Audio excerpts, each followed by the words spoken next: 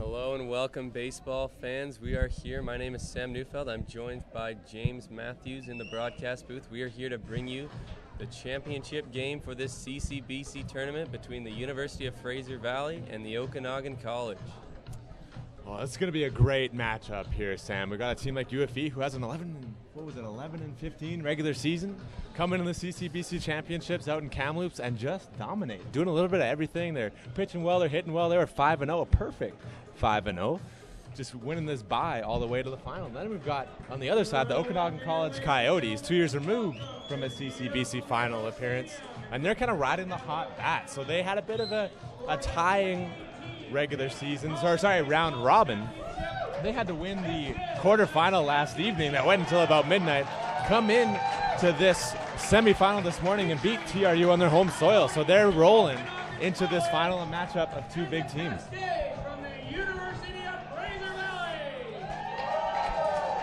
University of Fraser Valley, like you said, James, coming into this tournament, sweeping everybody, going 5-0 in round robin. They're going to look to be led by their two big hitters in the middle of their lineup. Batting out of the shortstop hole, Colin Kellington, third in the league in batting average this year, and the big man himself, first baseman Riley Jepson. Yeah, that's a really terrifying 2-3 if you're the Okanagan College Coyotes. These guys were really kind of the offensive force of the CCBC this year, to see them right up at the top of the leaders, in particularly Ryan Jepson. He, kind of any statistical stat you want to look at, he's right up there at the top. And I've even heard, Sam, that he's drawn a little bit of interest even from major league clubs. I've heard the Boston Red Sox have made some calls down to Chilliwack just to see kind of what's going on with him. And for a player in the CC to get recognition like that, he's definitely a player to look out for. And we are just about set here for the first pitch of this championship game as the UFV Cascades take the field.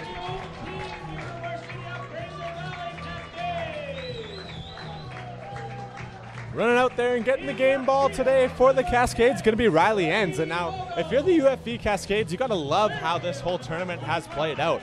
Riley Enns, he was towing the rubber for their first round robin matchup against these very same Okanagan College Coyotes, and he was dominant in that ball game. He pitched a complete game, 7 inning shutout,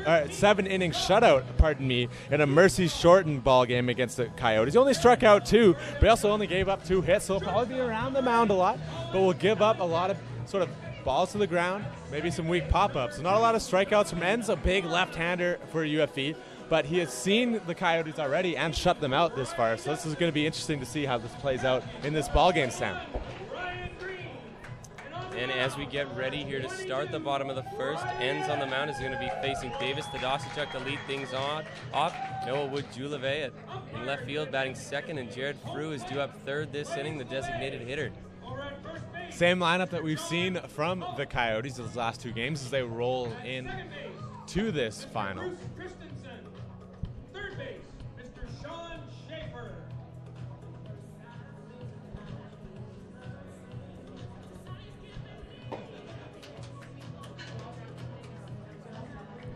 Just about ready to start this championship game.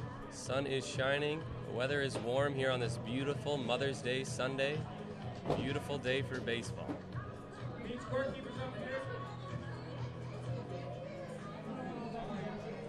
And in steps the center fielder now, Davis Tadasichuk for the Coyotes. Tadasichuk, the leadoff man for the Coyotes pretty much all season. Definitely in this entire CCBC championship campaign. He's a Kelowna native. Graduate of the Okanagan College PBL program.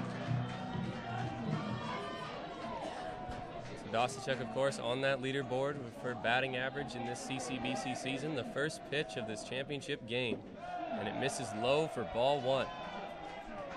Wouldn't be surprised if Tadasichuk waits until he sees a strike from the big lefty Enns. That second pitch misses inside for ball 2. Same pitch, same spot there from the UFV starter.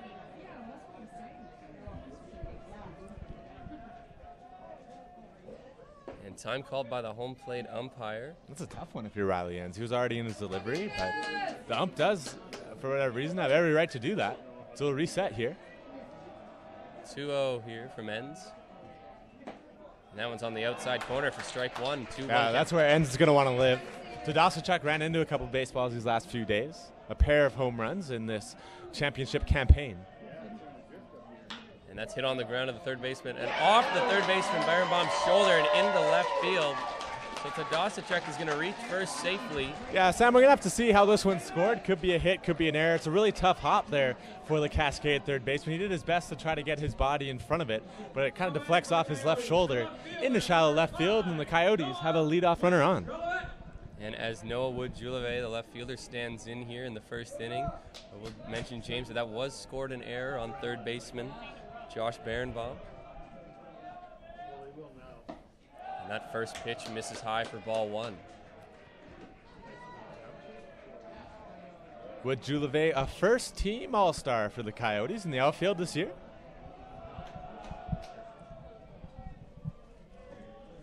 That's hit well into center field.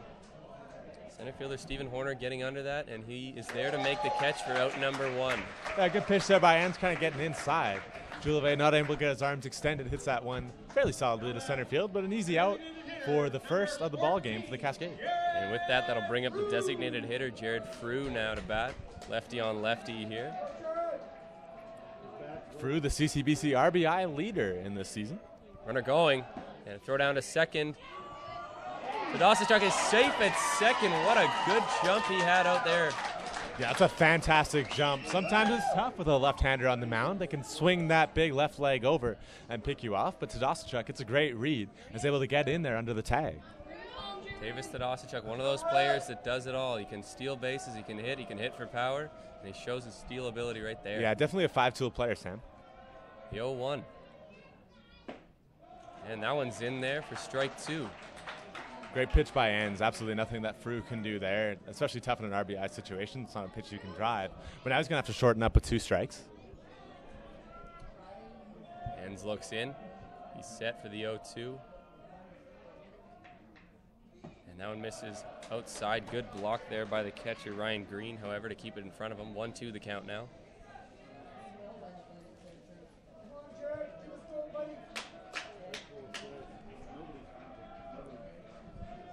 UFE playing Frew to pull.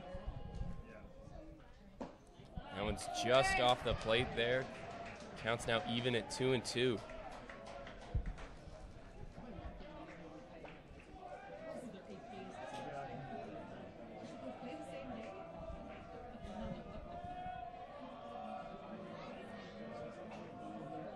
The 2-2 from Ents. And that's just fouled back out of play by Frew. Good job to stay alive.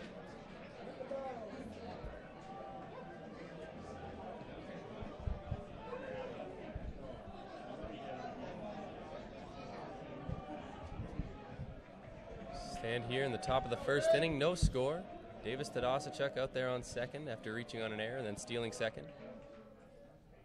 And that pitch misses in the dirt. The count's now full at 3-2. Good job by Frew. He was in an 0-2 hole, and he now finds this count swelling to full at 3-2. Ends looking to battle back.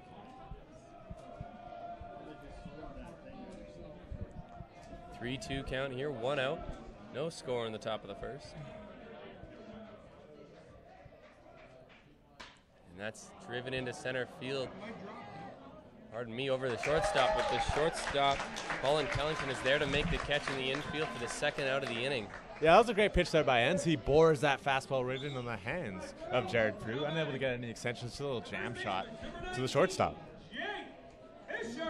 So here is the first baseman, Jake Fisher, to bat with 2 outs. Runner still out there at second base. Coyotes would love to score a run in this top of the first. Have yet to lead the Cascades in the CCBC championship campaign.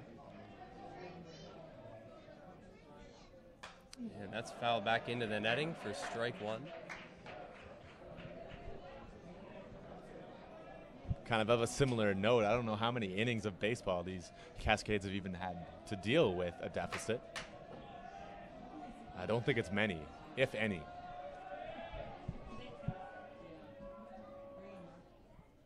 And that one's in the dirt for ball 1. 1-1 now. Dostak's going to get a good jump at second with 2 out. He can go on any sort of contact.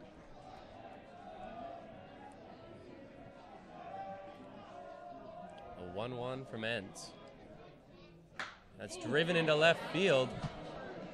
Left fielder Vogel is going to get there, though, and make the catch to retire the side. So the Coyotes get one base runner off of a leadoff error, but can't do anything with it. We're going to go to the bottom of the first, no score.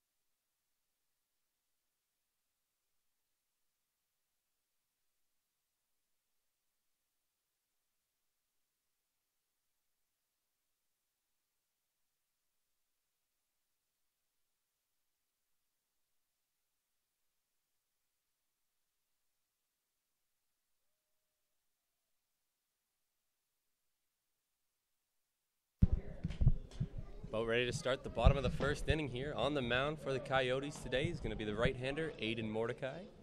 Catching him today is going to be Sean Robbins. Just about to start the bottom of the first here as Josh Barenbaum, the third baseman, is due up to lead things off. Catcher Sean Robbins kind of found himself a starting role in this CCBC championship. He had kind of a tough season with some illness. Missed about a month of the season, only kind of got back in the lineup with any regularity for the Coyotes the weekend before championships. And this has really been rolling for them, having Robbins play behind the dish and have their usual catcher, Jake Fisher, over there at first, keep both their bats in the lineup. And what I'm hearing from the Coyotes players is that Robbins is a very, very good defensive catcher. So here's Josh Barenbaum now, the third baseman, to lead things off as he takes that first pitch high and outside for ball one. Seems like early days we're going to have a pair of dueling dugouts. A lot of energy coming both from the Cascades and from the Coyotes. Mordecai finds the strike zone there on the outside half for strike one. We see Brandon Graham on third take a couple steps in on the grass, just concerned that there might be a bunt attempt here to lead this ball game off for the Cascades. And that's fouled straight back into the netting by Barenbaum. Every time I see that little waggle from Barenbaum before he gets going, I think he's going to drop one down, but he's just getting himself ready to hit. Counts now 1-2 following that foul ball. Here's the next pitch from Mordecai. And that's into right field. Trevor May coming in, and he's going to get there to make the catch for the first out of the inning. That's the first out of the ball game for the starting pitcher, Aiden Mordecai. Mordecai has made one start in this CCBC championship campaign. Didn't go so well, though. He only got through 2 innings of baseball. He struck out 3 of those 2 innings, but also gave up 2 walks and 4 hits, and for a 17.5 ERA. So he's looking to bounce back here in the final for the Coyotes. And the next batter he's going to face is the all-star shortstop, Colin Kellington.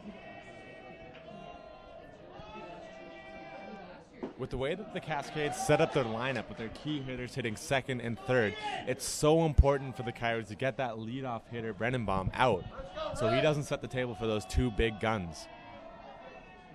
That one's driven to first, off the glove of first baseman Jake Fisher, and Kellington is going to reach first safely. So we've seen a pair of errors here to start off this ball game. One for the Coyotes, one for the Cascades. One thing to note, definitely a dry climate here in Kamloops. This is the second game of baseball that this field has seen. It hasn't been watered in between the games. And we're seeing a lot of kind of tough hops and quick hops, so something to keep in mind. And as we mentioned off the top of the broadcast, the dangerous first baseman Riley Jepson now standing in for UFV. Most dangerous hitter in the league, Sam. And he takes that first pitch high for a ball.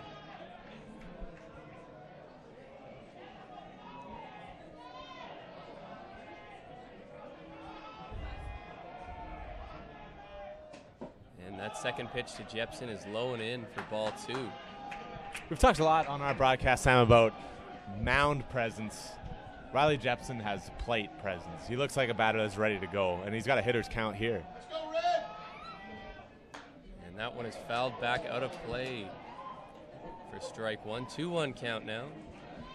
It's a great swing. Sorry, I was just going to say that was a big cut by Jepson there. It's huge. Exactly what you want, 2-0. And anytime you see a batter foul a ball straight back, you know he's right on it. Just missed that one. See what Mordecai comes with. He went with the fastball outside on that pitch. Here's the 2-1 pitch. And fouled right back off the catcher's glove. 2-2 count now. Similar pitches, similar swings from Jepson. He might have to kind of slow things down a little bit here with 2 strikes, or he might just keep on swinging. I know for sure he's not going to take any hitting advice from me. 2-2 now to the all-star first baseman. Here's the pitch. That's on the ground, back to the pitcher, Mordecai, but it is ruled a foul ball by the second base umpire as well as the home plate umpire. Yeah, it looks like both those guys were right on it. That one actually skipped up off the foot of Jepson. That's why it kind of headed out Mordecai's way. So any foul ball that goes off a batter is going to be immediately dead no matter where it goes. So we'll reset with another 2-2. Jepson stands in, gets ready for the pitch.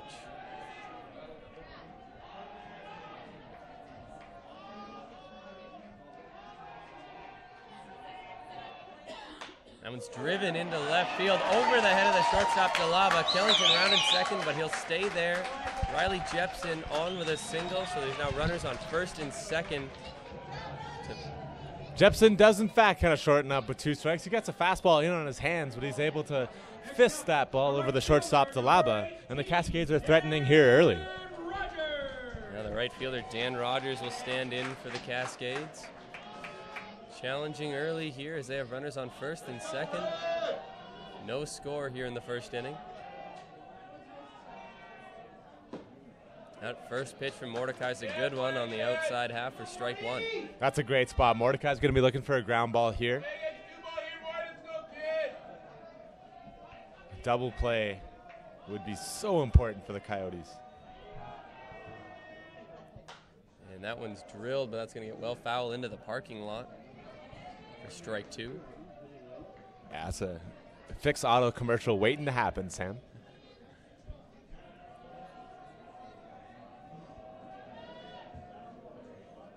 So Mordecai looks in here.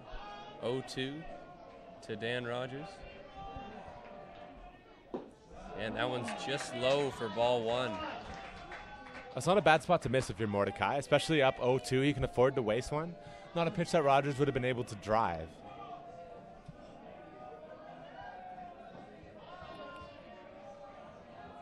So the 1-2 now from Mordecai.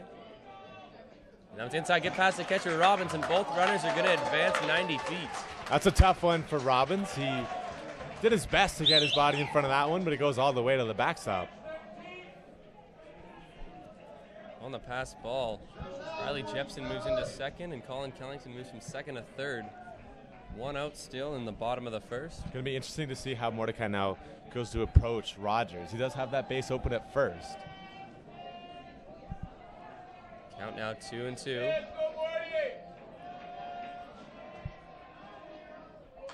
And that one's fouled back out of play, so Rogers battles here, and he gets another chance with 2 strikes.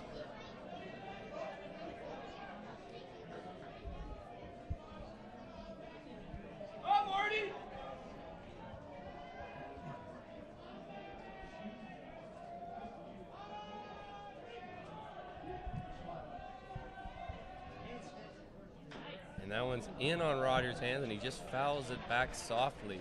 Yeah, nice piece of hitting by Rogers to get even just a piece on that baseball.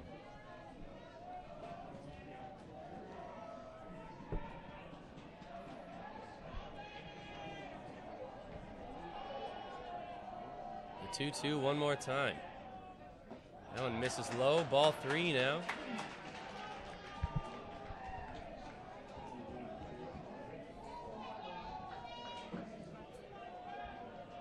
On deck for the Cascades, the designated hitter, Matthew Legg. Right now, Dan Rogers stands in with a full count. And that one misses low, so Rogers battles back and draws the walk to load the bases. I think that's a good approach from Mordecai. You don't want to give Rogers anything to hit. You have that base open. You can move that lineup down. Now you've got bases loaded, 1 out. Like I said, a ground ball gets you 2 outs, you're out of it. Now Matthew Legg It's going to stand in, the DH. Bases loaded, 1 out in the bottom of the first. This UFV team looking to get runs early.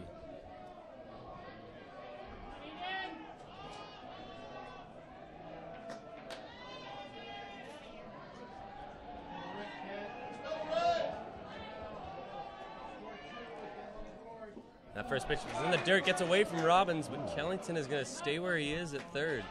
Interesting to see there from Kellington. Obviously, you don't want to run into an out at home plate with 1 out when you could easily score from third. It looked like that ball kicked away from Robbins just enough for him to have scored. But he obviously didn't get a good jump and stays exactly where he is. Running that pink base for Mother's Day. So following that pass ball, it counts now just 1-0 to leg. Hey, get your ground ball, get out of here, kid. Go 4-7.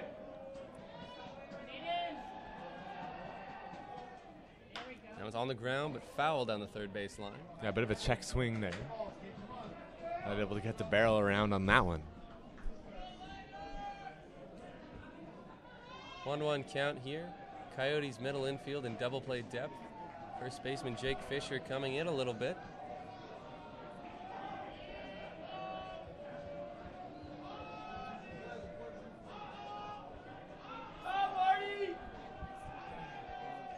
Pitch from Mordecai. And that one misses outside for ball 2. 2-1 count now.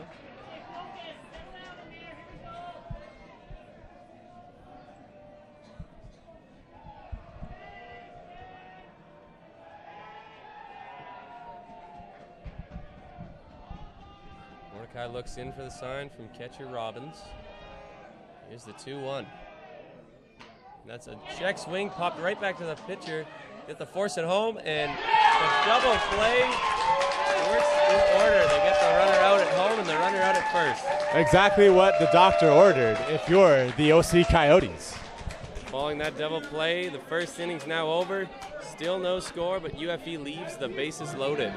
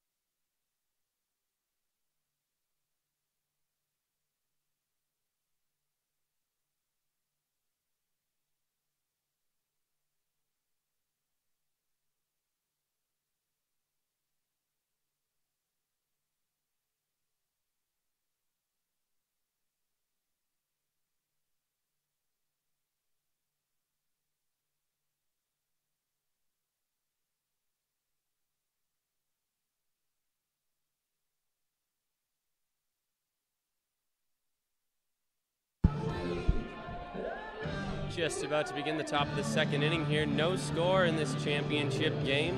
Third baseman Brandon Graham is going to lead things off for the Coyotes here in the top of the second. Brandon Graham hit a home run in the semifinal matchup against the Wolfpack. A nice lofty fly ball up to right field. An important one for him and all the personal things that he's been through of late. He'll stand in against Riley Enns. The first pitch is driven right up the middle, but right at the shortstop, Colin Kellington, to make the catch on that line drive. Yeah, Graham tries to jump out on that first pitch, but it runs a little bit on his hands. All he can do is fist it over to the shortstop, hangs up long enough for him to haul it in, and it's a quick 1 pitch, 1 out for the Cascades. That's going to be Eric Ginola, the second baseman, to bat for the Coyotes. Ginola, second team all-conference in the CCBC this year. And it shows bunt, but pulls back as that one's outside for ball 1. Let's see how the Cascades third baseman plays him after that early bunt attempt. And that one's popped foul out of play for strike 1.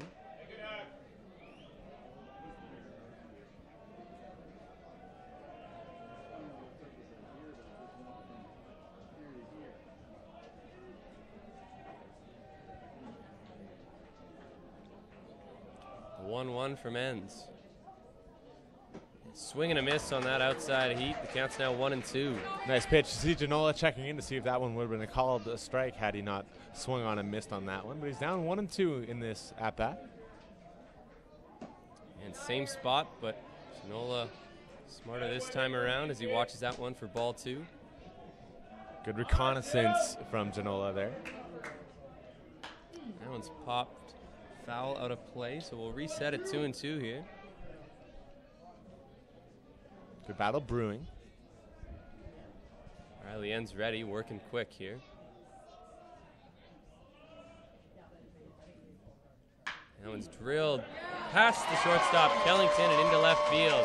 Eric Janola's on with a single, rounds first, but will stay there with a 1-out single. A great two strike at bat there from Jola. Doesn't try to do too much and just finds that 6-5 hole out there in left field. That's going to be the shortstop, Jared DeLuba.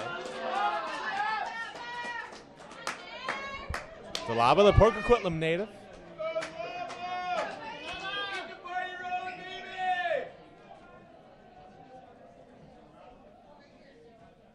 And that first pitch misses outside for ball 1.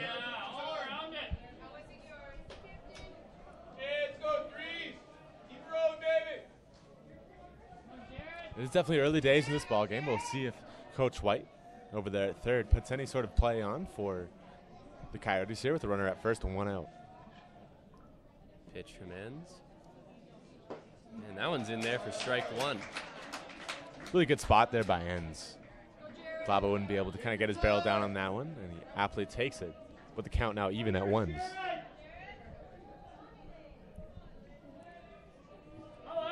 Ends looks in for the sign. He's set, takes a look at the runner, Janola, who's got a good lead pickoff move to first. But Janola's in there safely. Yeah, always kind of tough when you got that left-hander. You swing that big right leg over. Much more dangerous than when there's a righty on the mound, if you're a base runner.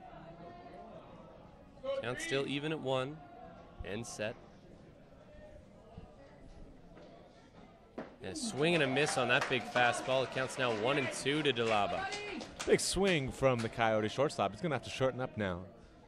Down a ball to 2 strikes.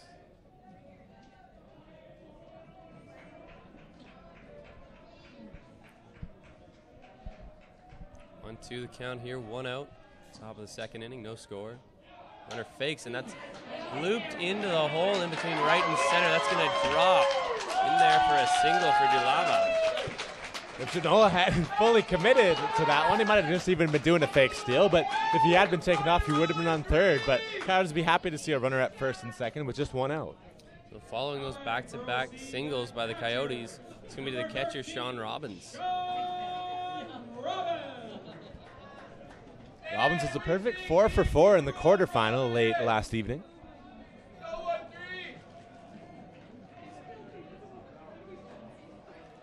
And if you can see that on our screen, that's what catching an entire weekend of baseball does to baseball pants.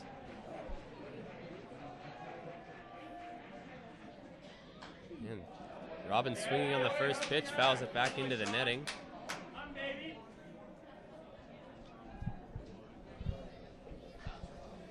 Catching definitely the toughest position in baseball. Earn a lot of respect in dugouts and stands alike. The 0-1 from ends. And that one's check swing by Robbins. Didn't go around, so that'll go for ball 1. Yeah, not close there. But it's always worth it to check.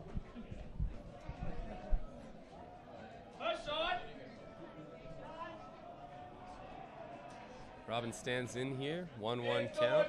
He's got runners on first and second with 1 out.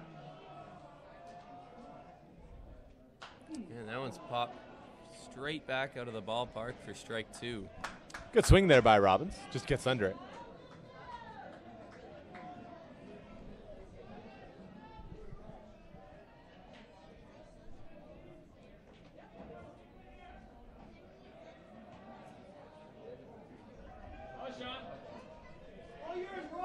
One, 2 count here.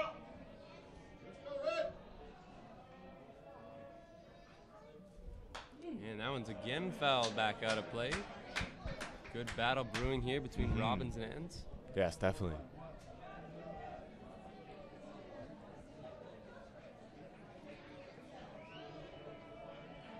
It's always interesting on these plays with first and second because as long as you battle, even any sort of ground ball is going to get you 2 outs. So these are always fascinating ABs. That's hit well past the shortstop, Kellington into left field. Left field's got it. Canola rounding third, going home, play at the plate, but there's not going to be one. That was an aggressive send by head coach Jeff White. I didn't think he was going to send the wave, but Canola gets it, and he runs right through that green light. The Cascades decide to cut that one off, even though I think there might have been a play at the plate. So it's going to be runners at first and second, and the Coyotes take the 1-0 lead. Brings to the plate the right fielder, number 6, Trevor Malak. Let's go, Trevor! Here's the right fielder now, Trevor Malay. As Ryan Green, the catcher, comes out from behind the plate to give some signs to his infield. Yeah, especially with the 9-hitter, we've seen Malay lay down quite a few sacrifice bunts. So the catcher's going to go out and see who's going to take charge in this baseball, because it could even be that Malay tries to lay one down on the first base side rather than the third. And showing bunt, but pulls back as that one's in the dirt for a count now 1-0. Yeah, showing bunting late there. So might have even been trying to kind of put a ball on and get himself on base as well. Not a strictly sacrifice situation just yet. That could change throughout the duration of this at-bat, though.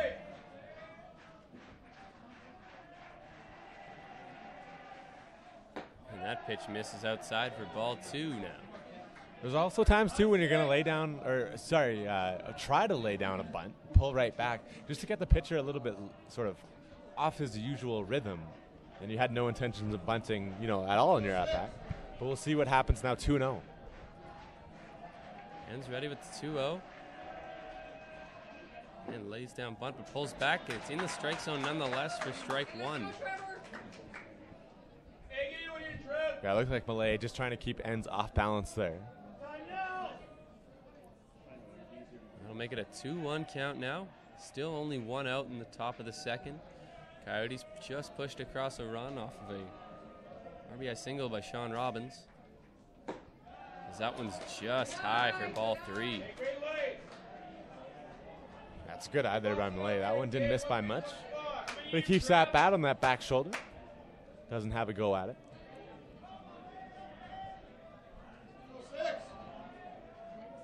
3-1 count now to the number 9 hitter Malay. And that's in there for strike 2. Good pitch by Ends. Yeah, it's a great pitch by Ends. Absolutely inch perfect spot from the big Cascade or left-hander. Full count now. Ends seems to slow down his pace on the mound. The 3-2 home. And that's a foul ball off the plate, so we'll reset it a full count. And Malay just stays alive in this at-bat. We've seen quite a few good 2-strike ABs from both of these ball clubs in this CCBC final.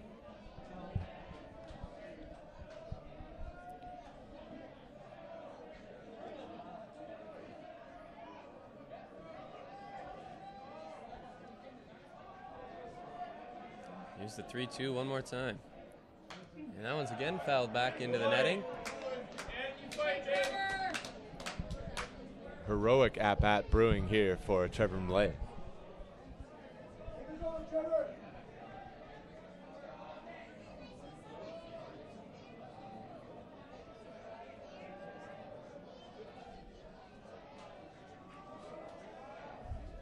Three-two home.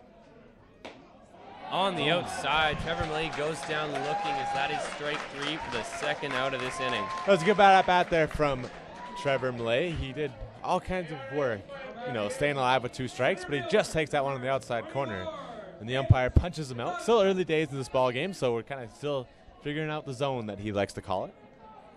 That's going to bring up the top of the order here, the center fielder, Davis Tadasicek.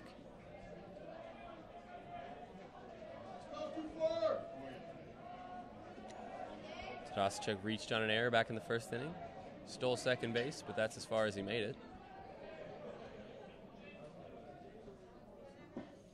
He takes that first pitch in there for a strike. Well, a nice pitch from Ends. Looking like he might get himself out of this early jam.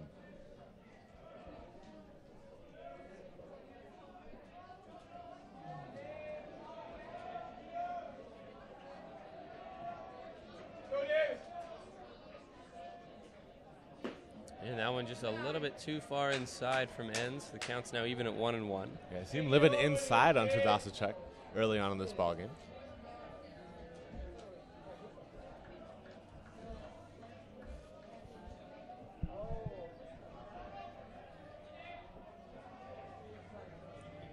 One from Ends. And it's on the ground at third, but that'll be foul down the third baseline. Foul on that third baseline. Tadasachuk thought for a second that he snuck that one through. Instead, the count now is pushed to 1-2 with 2 outs here to the Coyotes center fielder.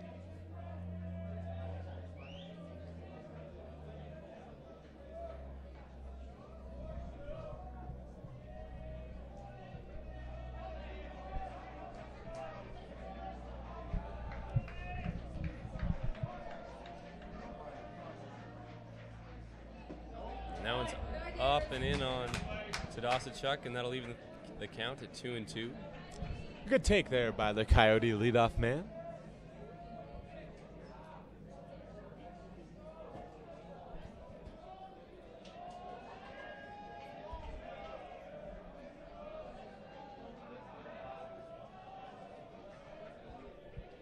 Pitch from Ends. A swing and a miss on that good pitch, and that will retire the side. The Coyotes get 3 runs, and that results in 1 run for them this inning. We'll go to the bottom of the second. Coyotes lead 1-0.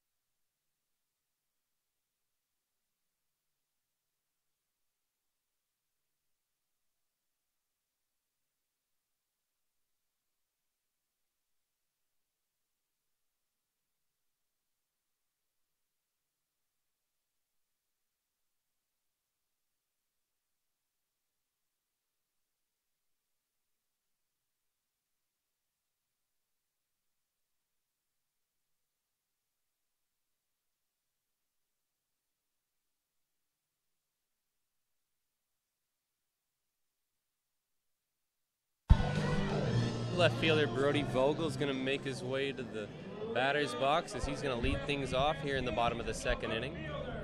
Number 10, Brody Vogel. Cascades looking to bounce back after conceding this this game's first run in the top half of this inning. And Vogel swinging on the first pitch, fouls it back into the netting, 0-1 now. Cascades looking to be aggressive here on the Coyote right-hander.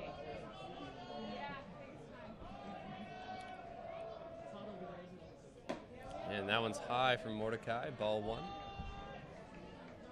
Let's go, Morty!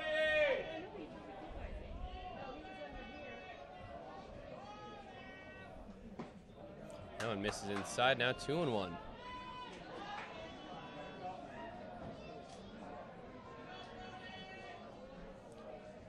Mordecai looks in, ready for the 2-1 to Vogel. And that one misses high, the count's now 3-1.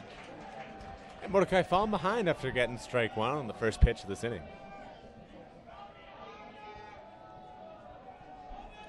The 3-1 home. And fouled back into the netting. Counts now full to Vogel. Yeah, we've seen Vogel be right on it. He's fouled a couple balls straight back into the backstop. Hasn't been able to connect on one and put it into fair territory. Hey, you're better, Morty. And a swing and a miss on that pitch from Mordecai. So first batter of this inning, Brody Vogel, goes down swinging. Yeah, looks like Mordecai came in on the hands there of Vogel for strike number 3. It was a great pitch. Now batting, center fielder, number 25, Stephen Horner. Now the center fielder, Stephen Horner, is going to bat following the strikeout.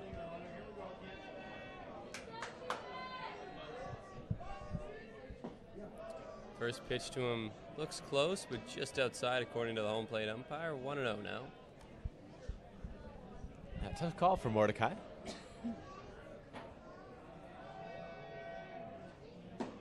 And that one's just outside now. 2-0. And neither of those pitchers missing by any sort of particular distance, but count now 2-0 squarely in the batter's favor. And that's now 3-0 as that one misses low. Series of tough calls against Mordecai. He's going to have to battle back here.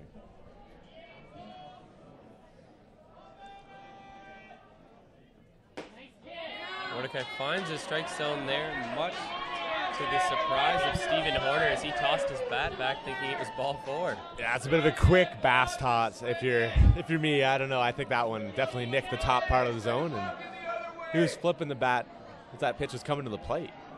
Is the 3-1. And that one's driven into right field. Delay giving chase. He's not going to get there. It's over his head. Horner rounding first, going to second. Ball is all the way to the wall. He's rounding second, going to third. And he's going to get into third with a feet first slide. A 1-out triple. That was a great swing there by Horner. Inside out this baseball, but gets a lot on it. It's going to go all the way to the wall in right center field. Coyotes a little bit lucky. They weren't able to sort of pull off that relay play, overshooting their middle infielders, and that ball rolling up along the base in the dirt in the infield. Horner didn't see that and went into a slide where he even could have maybe even tried for an inside the Parker on that one. Following that big triple, it's going to bring up the catcher, Ryan Green, now. It's a big spot for Green. The Cascades would be able to answer that run they give up in the top of the half quickly.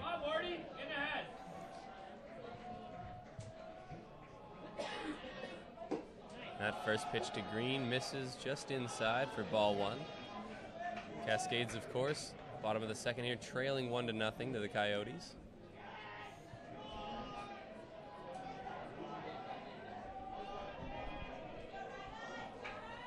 And that pitch misses low for ball 2.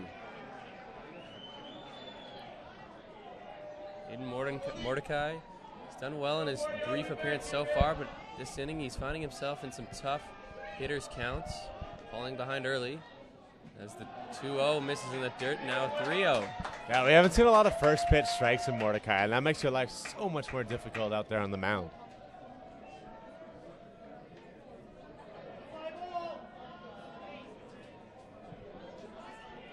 The count now 3-0, Ryan Green, the batter, most likely going to be taking, waiting for a strike. Yeah, I think so, Sam. And he does take, and that one's high for ball 4. So after giving up the triple, Aiden Mordecai walks the next batter he sees on 4 pitches. That's going to be the number 9 hitter, second baseman, Donovan Moorman. Yeah, you never want to walk the 8 hitter in a lineup, but a double play does get the Coyotes out of this inning, so they're going to be looking for a ground ball from Donovan Moorbrook.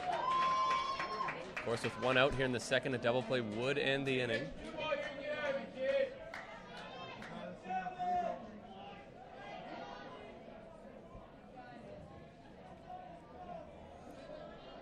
Donovan Moorman digs in here.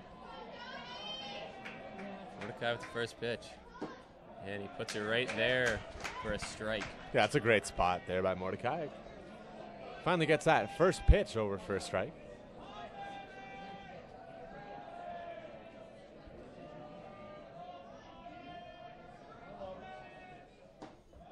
And the second pitch of this at bat, just a bit outside for ball 1.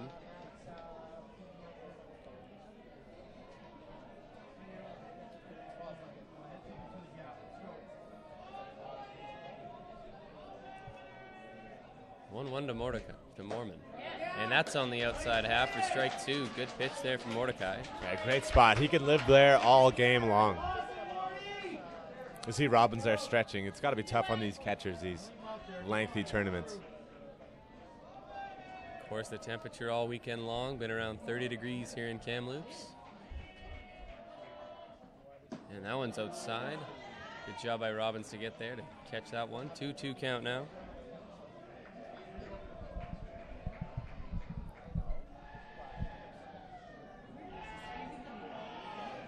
Mordecai looks in, gets his signs, and there's the 2-2. And fouled straight back into the mesh by Mordecai kind of working that outside part of the plate. He comes in on the hands and is only able to foul it straight back into the mesh.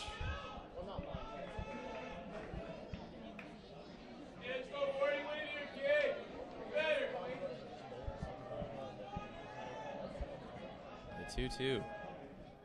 Breaking ball in there, and Mormon goes down looking on a good breaking ball there from Mordecai. What a pitch that was from Mordecai. We hadn't seen him go to the breaking ball very often. He does there. It's a front door for a looking strike number 3. And we're back at the top of the order now with the third baseman, Josh Berenbaum.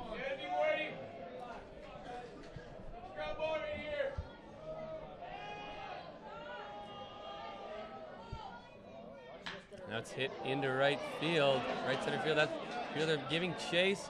He's back on the run, makes the catch for the third out of the inning. Tudosvic got a great jump on that one. He's able to haul it in just shy of the warning track in right center field. The UFE on a triple and a walk can't do anything, and they still trail 1-0 going to the third inning.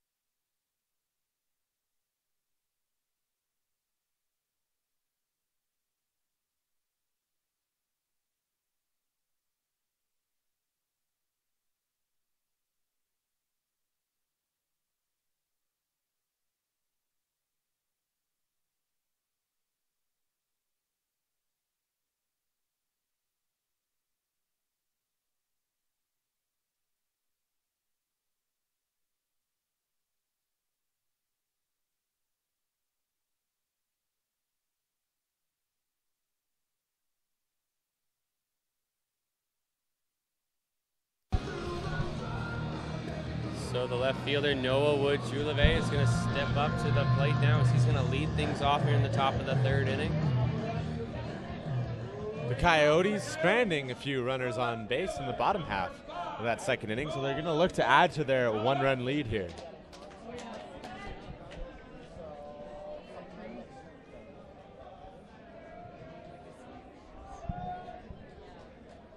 First pitch from Enns misses well outside for ball 1.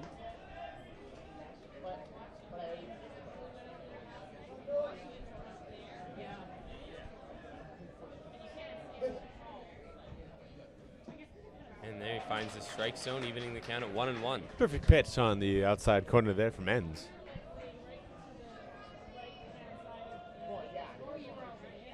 And now on a check swing, but he fouls it nonetheless down the third base side for strike 2. Yeah, not too happy with himself taking charge on that one. But all said and done, he's going to be down in the hole 1-2 in this count.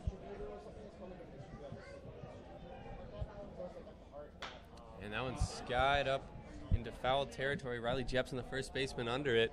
And he's going to make the catch in foul territory for a quick first out here in the third inning. A great pitch there by Enns. He jams Wood Julevé right in there on the hands. And all I can do is flare that ball over to first, and it's hauled in foul territory. It's going to bring up the DH, Jared Frew.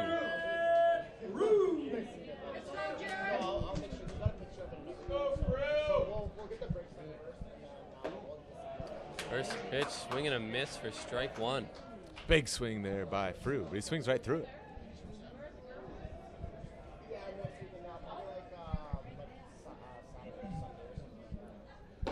And that second pitch misses high, counts now even at 1-1. 1-1 home from Enns. That's hit well down the right field side, but that's going to get well foul. 1-2 count now to Frew.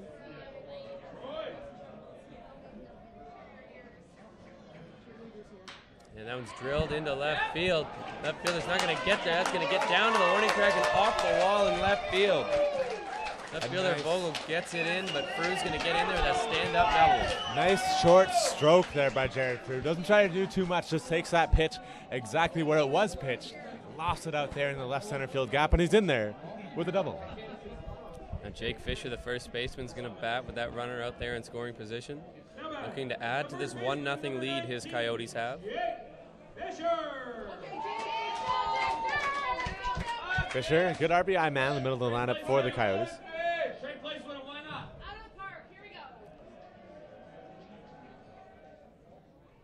And that one comes well in on Fisher, but that'll be called ball one.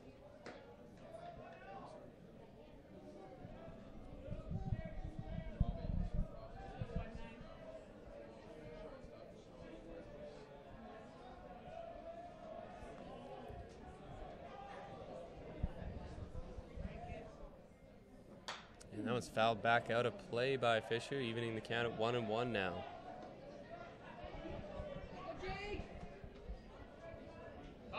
Cascades playing Jake Fisher to pull. Their left fielder is almost in the warning track out there in left.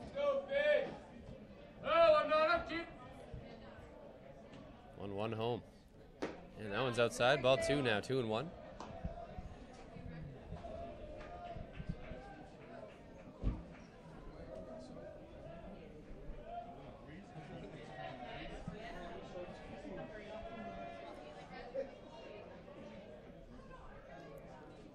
And that one's into right field. Right fielder Dan Rogers is there to make the catch, and he will out there. Yeah, Frew tags up just to draw the tag, but not deep enough to get that base runner over to third. So with that, that's the second out of this third inning. That's going to bring up Brandon Graham, the third baseman. Another dangerous hitter for the Coyotes. Third baseman, number 18, Brandon Graham. Graham, of course, lined out softly to the shortstop Kellington in his first at-bat.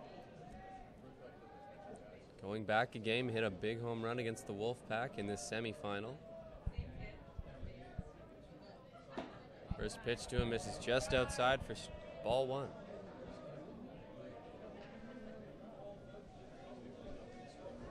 Our first at-bat of the ball game for Graham, we saw him kind of get in on the hands and jam shot a ball out to the shortstop. So he likes to get a pitch sort of middle out and extend those arms.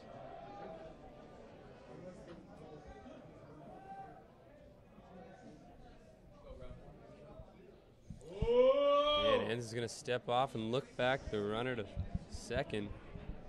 There's nobody there. They're not even holding him on. Pretty par for the course, though, with two out.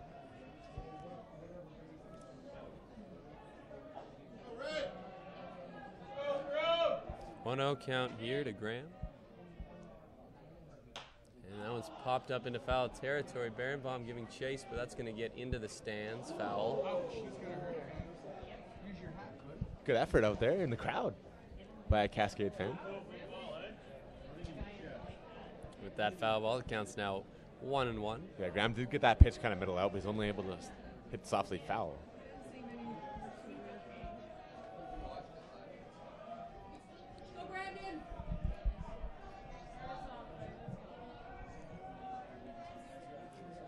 1 to Graham. That one's low and away for ball 2. Graham now in the driver's seat at 2-1.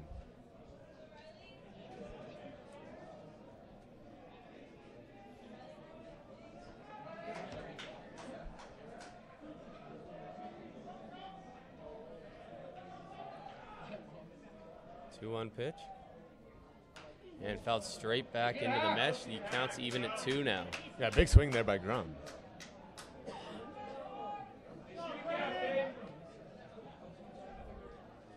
Riley N starting off this game with quite a quick pace.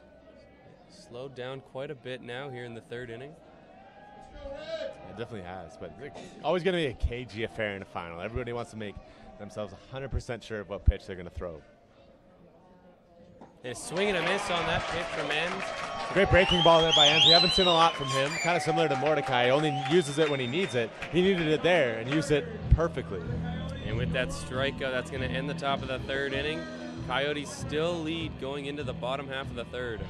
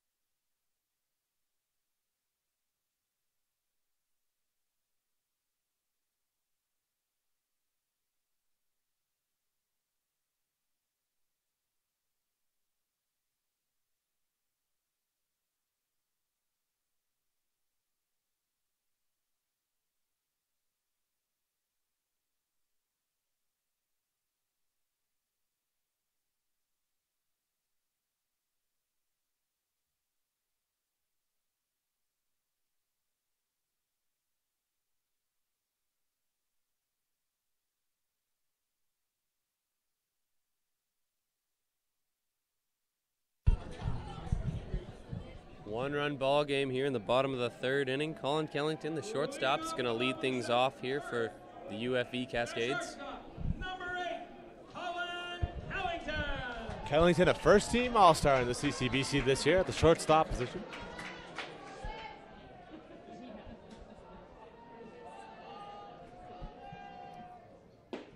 First pitch to Kellington misses just low, ball 1. With that miss.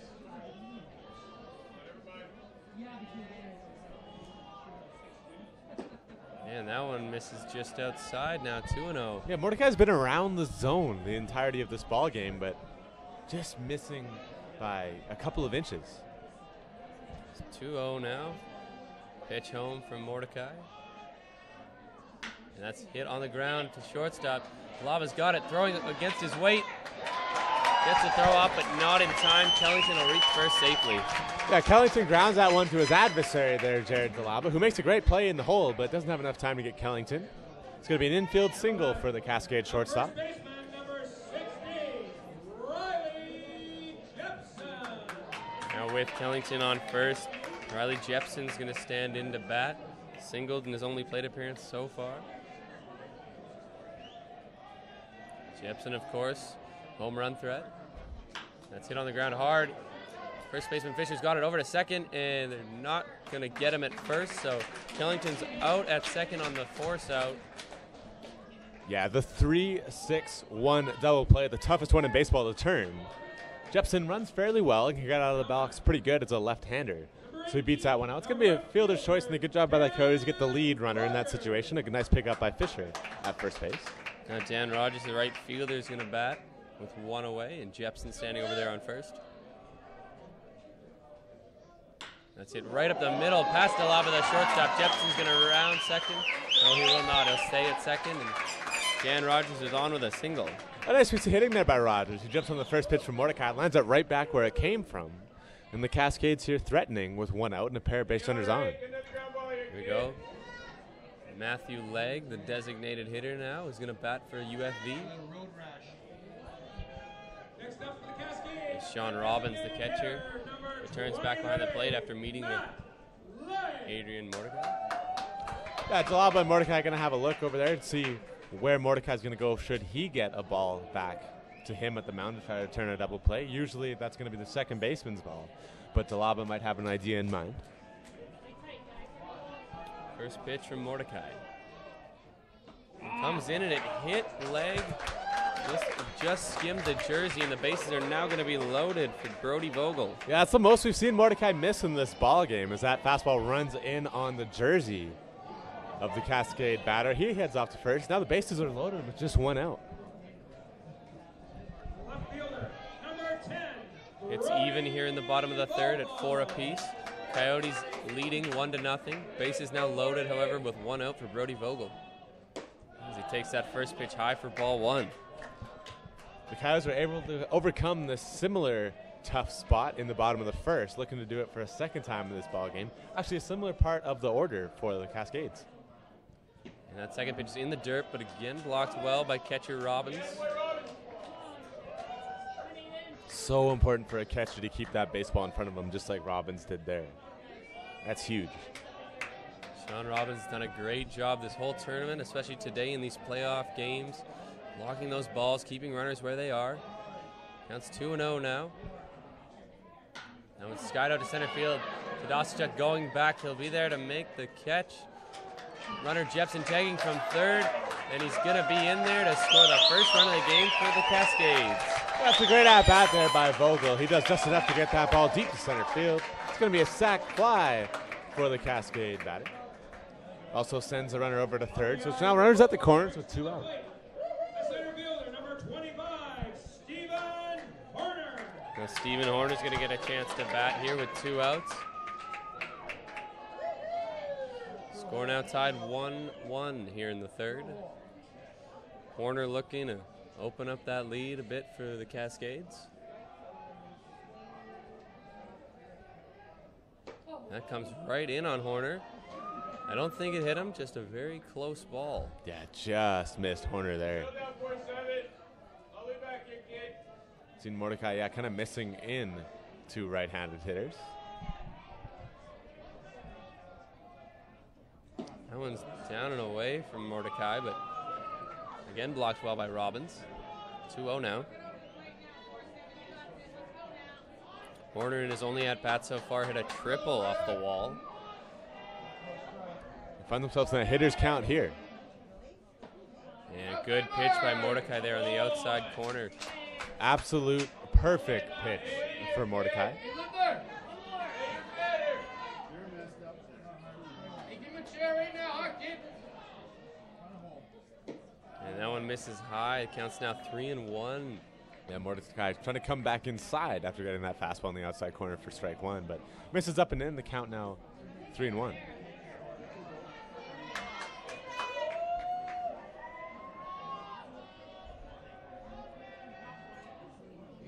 In the dirt, and that's going to load the bases. As he in fact did not go around on the check swing, so loaded bases now. Yeah, so the Coyotes now have the bases loaded defensively. Cascades offensively looking to drive that run in. It's going to be their 8 hole that's charged with that. Now the catcher Ryan Green will stand in with 2 outs, and the bases loaded here, looking to open up a sizable lead here in the third inning. Score tied at 1.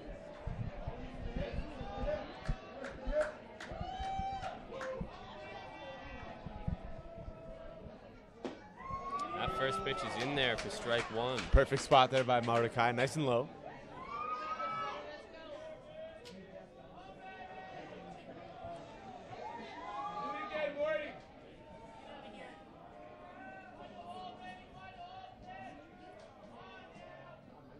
That was in the dirt, blocked well by Robbins. Counts now 1-1.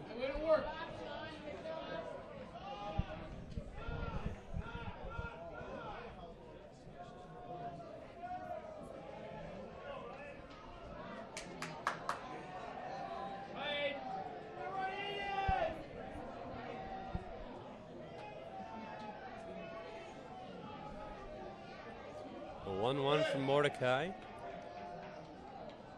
And that one's high and away for ball 2. Now catcher Sean Robbins is going to take time and just have a chat with his pitcher Mordecai on the mound. Yeah, good idea from the catcher there, Robbins. Mordecai kind of struggling to find any sort of consistency on the mound.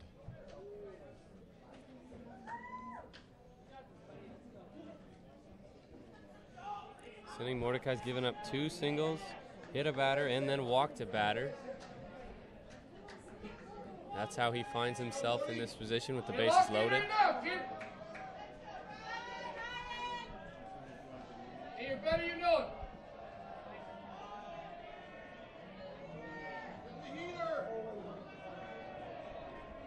2-1 from Mordecai. On the ground at first, Fisher's got it, and it's through the legs of first baseman Jake Fisher. 1 run's going to score. Runner rounding third, and he's going to score as well. We've seen that a couple times in this ball game. It's definitely been a tough infield today. Fisher gets a weird hop over that first, goes through his legs. And what looked like it was going to end the inning, a pair of runs come in from the Cascades. They lead this thing 3-1. An error charged on the first baseman Jake Fisher allows those 2 runs to score. That's going to be the second baseman Donovan Moorman to bat. Here with runners still on the corners and 2 outs. That's definitely a tough one for the Coyotes, but there's lots of baseball left.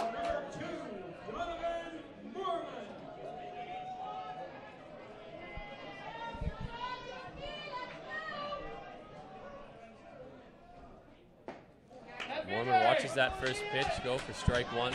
Impressive job by Mordecai coming back with an absolutely spotless first pitch to this at bat over after a pair of runs came in to score.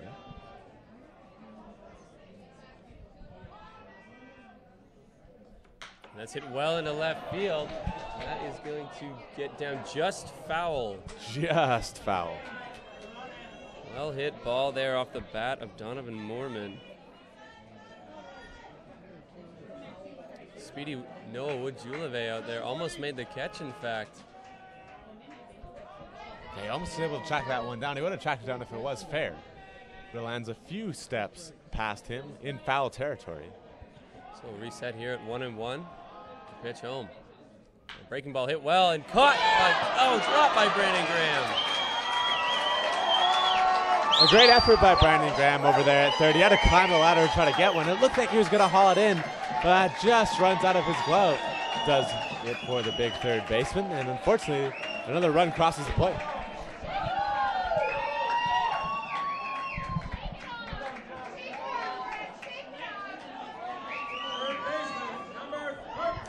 And that will be scored an error on third baseman Brandon Graham, allowing that run to score from third. That's a tough call if you ask me. The scorekeeper's at Kamloops giving him an error on that one, but anytime I see a guy lay out for a ball, I usually don't give him an error. That first pitch to Josh Berenbaum, top of the lineup, misses for ball 1. He bats here with 2 outs and a runner on first and second. His team's already brought in 4 runs this inning. They lead 4-1 now. Looking for more. As he watches that pitch on the outside corner for strike 1. Hey, keep pounding. Let's go.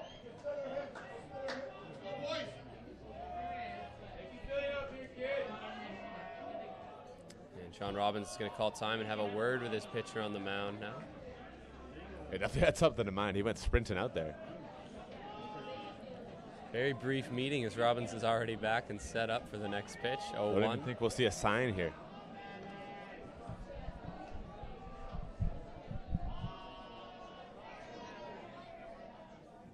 And that one's popped up over the third base side of the outfield. Wood-Juleve is going to catch it for the 3rd out, and that's the end of the 3rd inning. So UFV gets 4 runs this inning, and they take the lead going into the 4th, 4-1.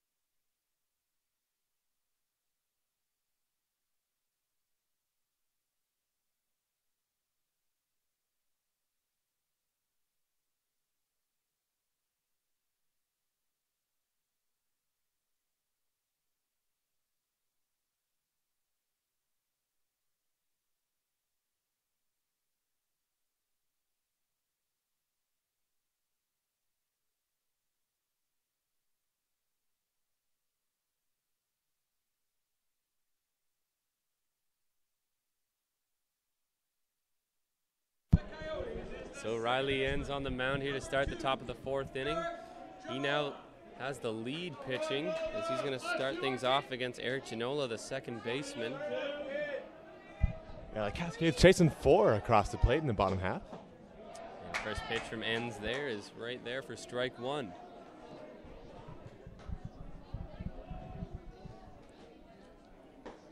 And second pitch quickly 0-2 here to Ginola. Enns again working quickly as we saw him do in the first inning. And just outside, but that'll make the count now 1-2. This is a huge shutdown inning for the Cascades. I don't want any runs coming across until they put up 4 of their own. Swing and a miss from Ginola, and he goes down swinging on 4 pitches to start the 4th. That's a great sequence from Enns. He came right at Ginola, and he sits him down with just 4 pitches. It's going to be Jared DeLaba, the shortstop, to bat. Had a single in his only plate appearance so far. Jared, here we go. DeLaba looking to ignite a 1-out rally.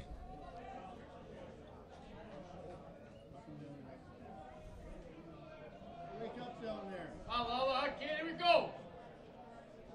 Swing and a miss on that first pitch. Big swing by the shortstop DeLaba, but another good sequence.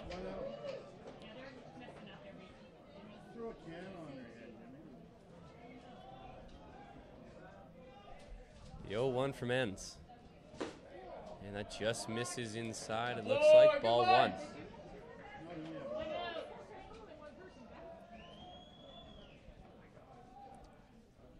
Swing and a miss by DeLaba. The count's now 1-2. Yeah, Enns is coming right at these Coyotes hitters, and he's been extremely successful in doing so. Enns looks in the 1-2 and the pitch. And just inside on DeLaba, goes for ball 2. Counts now even 2-2.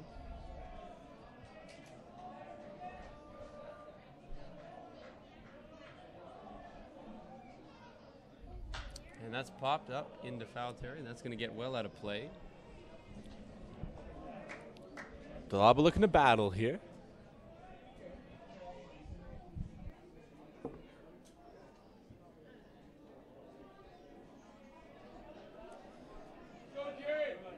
Enns ready. 2-2 home. And that one misses high. Ball 3, full count now. That's a good take there by DeLaba. He's got a little bit of a battle brewing here, which is important against a pitcher like Enns, who's been quite successful in this ballgame. You want them to get as high into their pitch count as possible. And that one's driven right back where it came from into center field. And Jared DeLaba's on with a single. That's exactly what you're going to want at the Coyotes, but it's just the start. If the Coyotes are looking to take a bite into this lead, they're going to have to string a couple more hits together.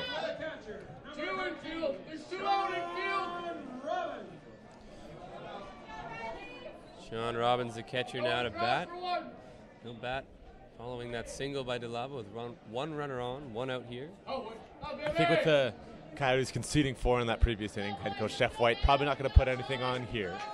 But he might take the approach of trying to just get it 1 run every next 2 innings. And that pitch misses outside for ball 1. We will see every time Robbins takes a pitch, he's going to have a long look down at his third base coach.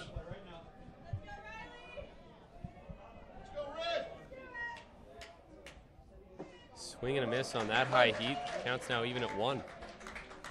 Nice swing there by Robbins. But it swings right underneath that fastball.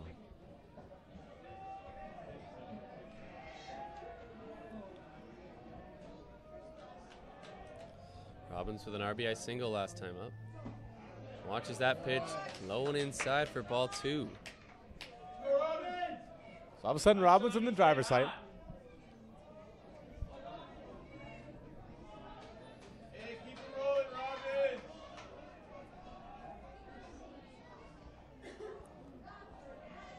Enns looks over to first, 2-1 home. And that's fouled back into the netting, strike 2. A nice swing there by Robbins. But he's going to have to battle up with 2 strikes.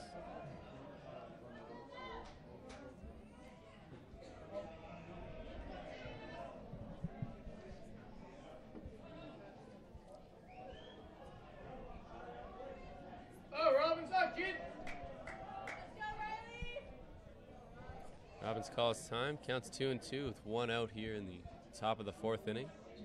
One runner on for him.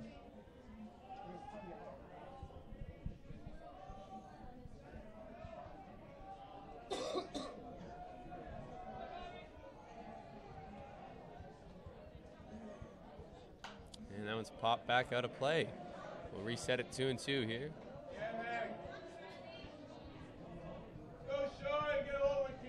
Robbins doing his best to drag out this at-bat.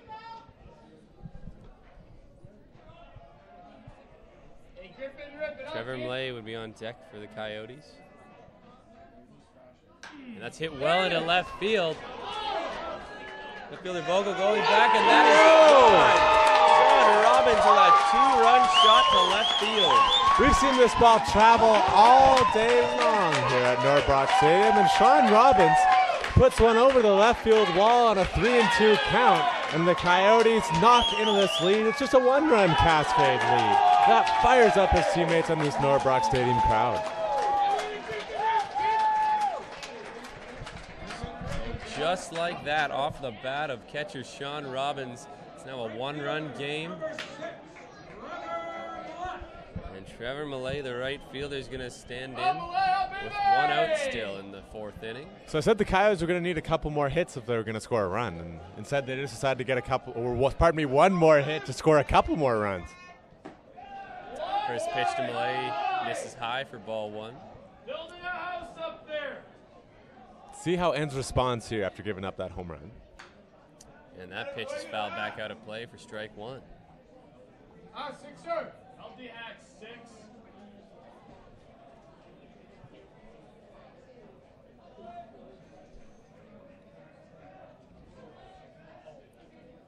And on 1-1, he misses high. Counts now 2-1.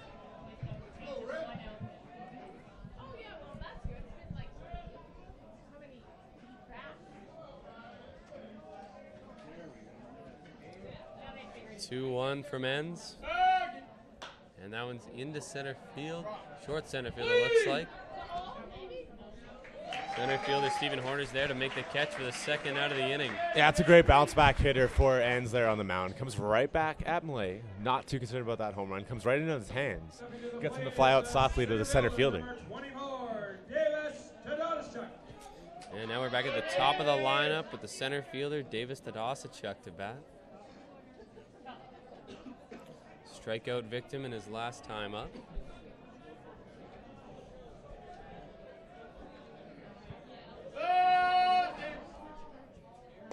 And that first pitch misses high and outside for ball one. That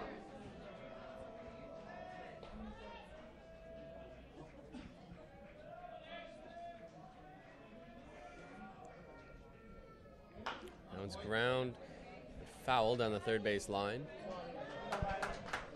Another good sequence there by Enns.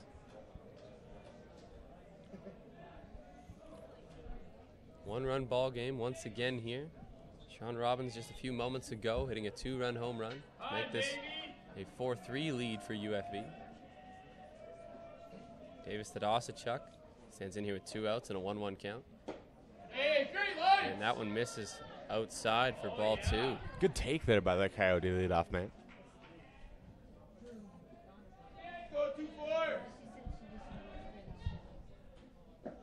And that one's in the dirt. Ball 3, 3-1 now.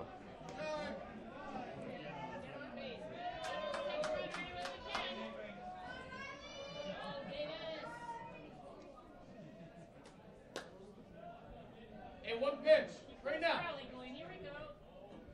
And that one's hit well into left center field. Horner going Get going, back ball. for it on the run and makes that catch near the warning track for the third out of the inning. I thought that one had a chance, Sam, but Horner hauls it in just shy of the warning track in left center field.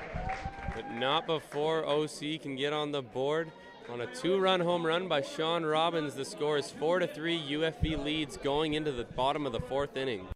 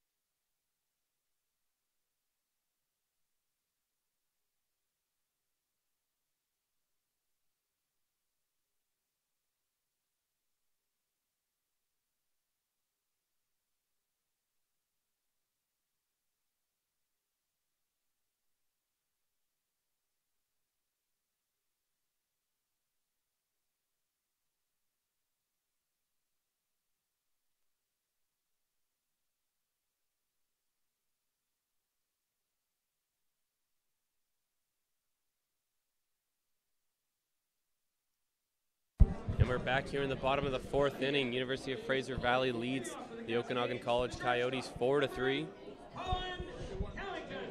Colin Kellington, the shortstop's going to lead things off here against Aiden Mordecai, the starter for OC. Dangerous hitter for these Cascades, and even more dangerous than the guy on the on-deck circle right now. That first pitch is in there for strike 1 to Kellington. So we talked about shutdown innings last inning with the Cascades. Unfortunately, giving up a 2 spot doesn't quite constitute that. Mordecai looking to do that exact thing here for the Coyotes. As he gets Kellington to swing and miss at that second pitch. Counts now quickly 0-2. And that one's drilled into left field, but that's going to get fouled over there. Wow, it's fascinating. Mordecai went for the quick pitch there, and Kellington was locked in on it. Almost worked against him on the mound there for the Coyote right-hander. But that one goes just foul, but hitting the fence on the fly. And count's still 0-2 now to the leadoff man, Kellington. And that one's well in the dirt and outside. Yeah, you can definitely see that Mordecai was trying to place that pitch, and unfortunately when you do that, kind of lose all kinds of command. That one goes all the way to the backstop. So we'll reset and do it again. Counts now 1-2 to Kellington.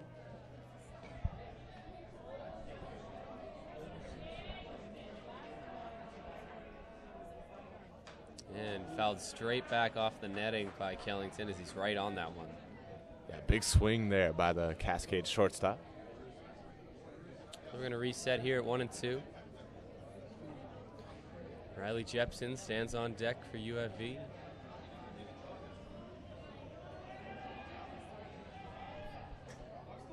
And a swing and a miss of the ball in the dirt. Throw down to first. Sean Robbins bobbles it, but still gets the throw off. And that will, in fact, be the first out of the inning. Yeah, a bit more adventuresome than Robbins would have wanted, but that's a great sequence from Mordecai, and he sits down Kellington on strikes. So here is Riley Jepson, the first baseman.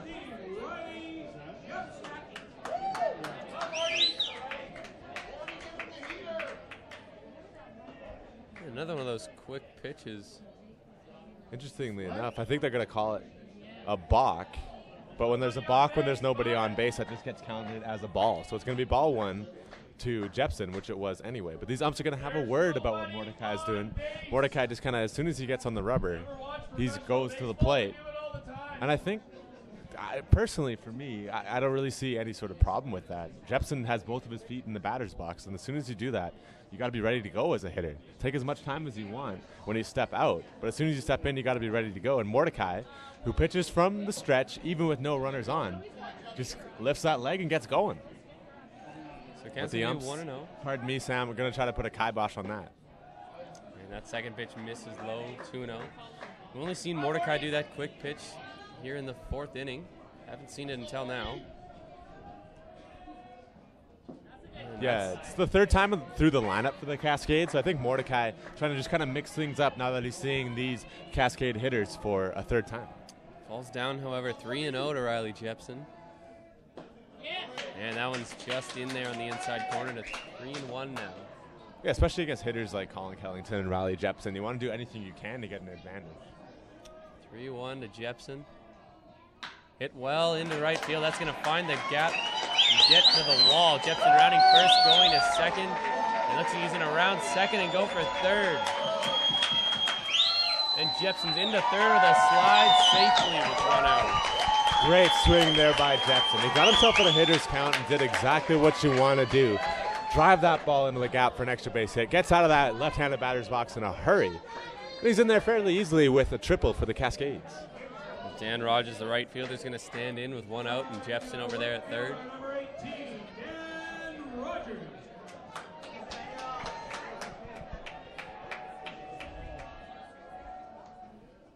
That first pitch to Rogers misses high for ball 1. Nice pitch there by Mordecai. Didn't miss by a lot. Going back to that triple by Jepson, Jepson's a big guy, but he really was moving around those base paths. He seemed to pick up speed as he got going. And that one's going to get fouled out of play into the UFV dugout for strike 1.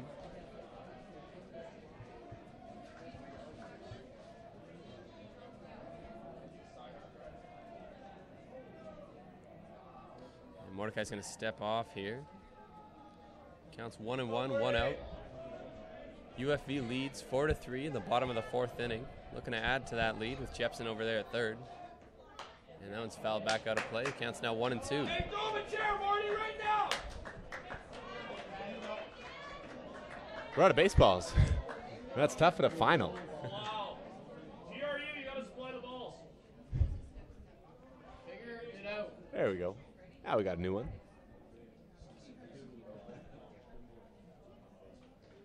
And with a new baseball now, we're ready for 1-2. Dan Rogers stands in here.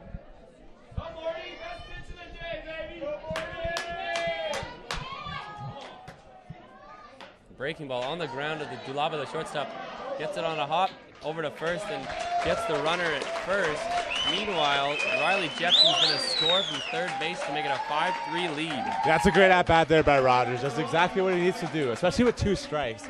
You don't want to do too much. You just want to put that ball in play. And he picks up an RBI ground out. He's going to bring up Matthew Legg, the designated hitter. He's hit by a pitch in his last at-bat. He'll stand in here. No one on. 2 outs in the bottom of the 4th. That's hit on the ground. Dulaba charging, soft hit. Loves it over to first. And that's in time to get Legg. Nice play on the run by the shortstop Dulaba there. So following a triple by Riley Jepson, UFV gets 1 run here in the bottom of the 4th. They lead 5-3 going into the top of the 5th.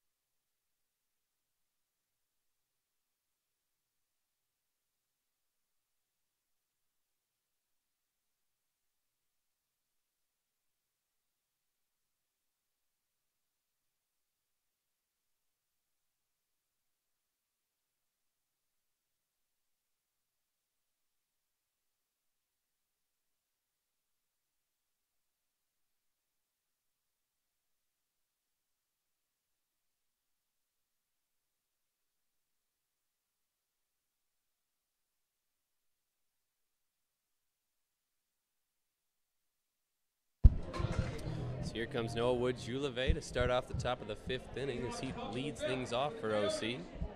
Number 5, the left fielder, Noah Wood-Julevé.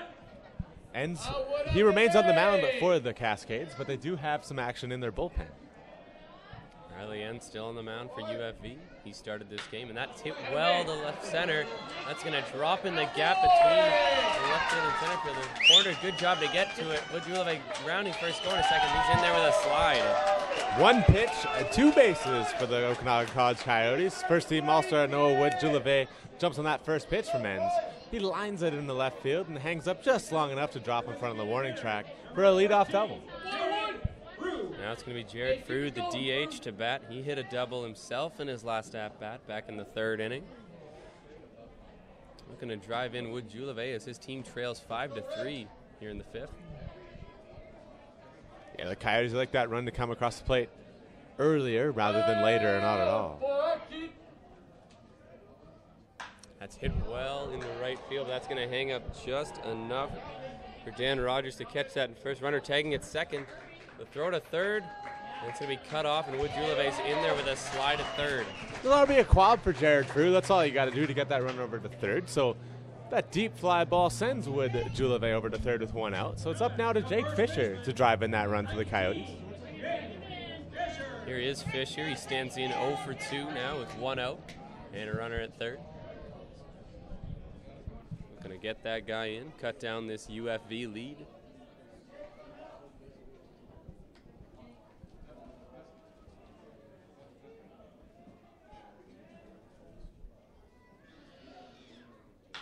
was hit well past the diving Baron at third base. And Fisher on the first pitch is going to have an RBI single, making it 5-4. It's been quite the inning, so it's only been 3 pitches. So through 3 pitches, we've seen a double, a fly ball, and a single. And the Coyotes get that run right back that they conceded in the last inning. They cut that lead now down to only 2. That's going to be Brandon Graham, the third baseman, 0 for 2 so far.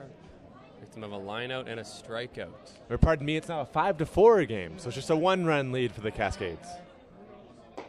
And that first pitch to Graham misses high for ball 1. Brandon Graham looks at a first pitch for this first time in this inning. Picks a good one to do so as Enns misses for ball 1. 1-0 home. And that one misses high and outside for ball 2. So Graham finds himself in the driver's seat here, up 2-0. 1 out and a runner on first. OC already quickly put a run in this inning. And that one misses high for ball 3. I think with Enns has been pretty much around the plate, and as we saw those first 3 hitters there, able to just jump on the first pitch from that bat. I think Graham will probably get the green light here, 3-0.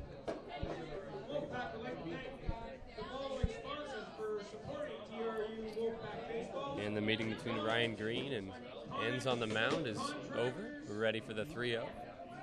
The Hunter inning game and the Zimmer Auto Group.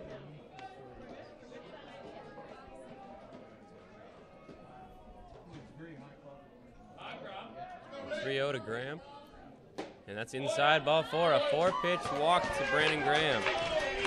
Big rally brewing here for the Coyotes as they have now a runner at first and second with just 1 out to the second-team All-Star. Now Eric Ginola, the second base, will stand in. He's 1 for 2 so far. It's double barrel action in the bullpen for the Cascades as a pair of right-handers are thrown. Let's see if the Cascades do, in fact, go to the bullpen.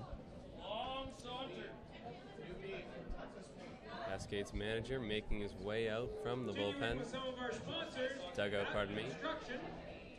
We have Cascades and Sons Ready Mix. Canadian Tire Stores here. Doesn't seem like Enns is about to hand over the ball. That he will anyways, and that'll be the end of the day for Riley Enns, the starting pitcher for UFV. He goes 5 1/3 innings, allows 4 runs, and is responsible for both runners on first and second.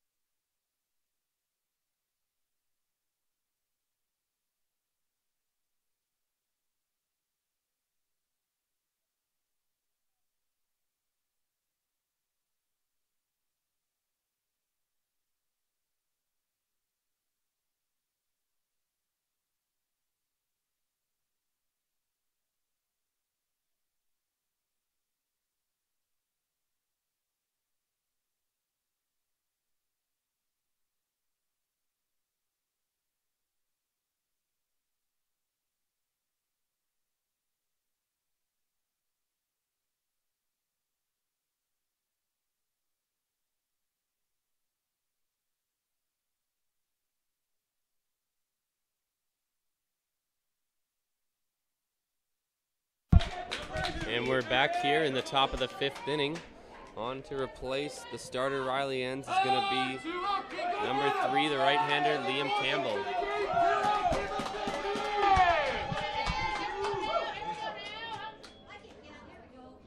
And that first pitch from Campbell's in the dirt for ball 1. It was interesting to see how you play a guy right out of the bullpen. Do you wait for him to throw you a strike? Do you hop right on him? Ginola obviously is going to take that one in the dirt. 1-0 pitch from Campbell. In there for a strike, 1-1 now. Riley ends the starter, leaving this game after 4 1/3 innings, allowing 5 hits, 3 Ks. He leaves with a 5-4 victory, but he is responsible for those runners on first and second. And a swing and a miss on that pitch from Campbell. The count's now 1-2. Nice pitch there by Campbell. Looks like he went with the changeup on Janola, and he's out in front of that one. Swings on through it, and the count now a 1-2. The 1-2 from Campbell. Just outside for ball 2. Campbell trying for the outside corner and just missing with that one.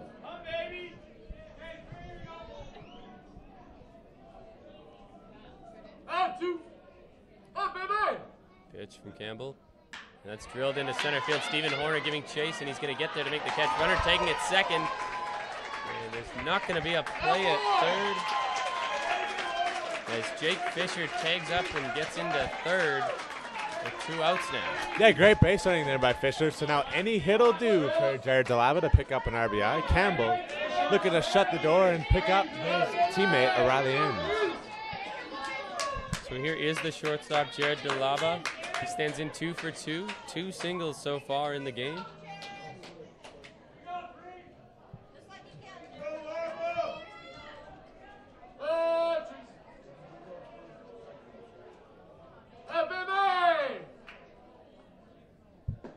And that first pitch to DeLava misses low and away for ball 1.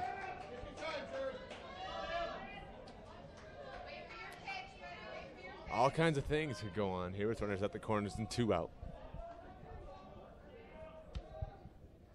Swing and a miss on that good pitch from Campbell. 1-1 count now. Big cut there by the Coyote shortstop. He just missed that one. He looks like he wants that pitch back. Coyotes trail Cascades 5-4 here in the 5th inning. Runners on the corners looking to tie the game, if not give themselves a lead. That's hit into right field. Rogers and Horner going for it. The ball is dropped in the outfield by Stephen Horner. 1 run is going to score, and the 2nd run is going to score at the plate. Big swing there by Jared DeLava. Great effort by those Cascade outfielders. They lay out for it. Unable to corral that baseball as it hits off their glove and lands in the gap. So with 2 outs, both runners scoring. It's a big 2 RBI double for Jared DeLava. So just like that, Okanagan College was trailing by 1. Now they lead by 1, 6-5 here in the 5th. And the man coming up is the catcher, Sean Robbins, who homered his last time up over the ivy in left field here in Norbrock Stadium. Probably not the hitter that the Cascades want to see strolling to the plate. Robbins with a good day so far. As you mentioned, James, that 2-run home run last at-bat, and before that an RBI single back in the 2nd inning. Looking to add to that total. He's got a runner in scoring position now. First pitch to the backstop, and DeLava's going to take third with ease on that wild pitch. Yeah, Campbell's got to settle down a little bit here.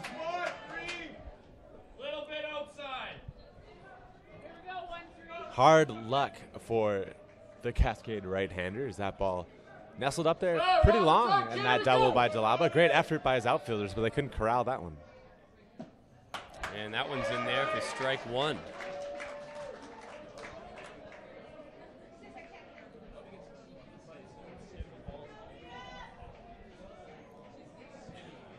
One home to Robbins. And that's fouled back out of play, 1-2. That's a swing by a confident hitter right there.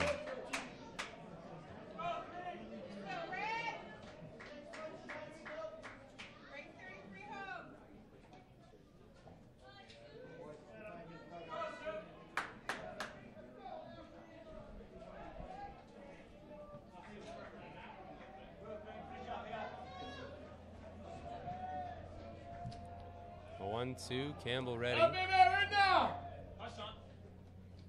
That one's high off the glove of the catcher. Green runner breaking from third, and Jared DeLava is going to score on a second pass ball here in this at-bat.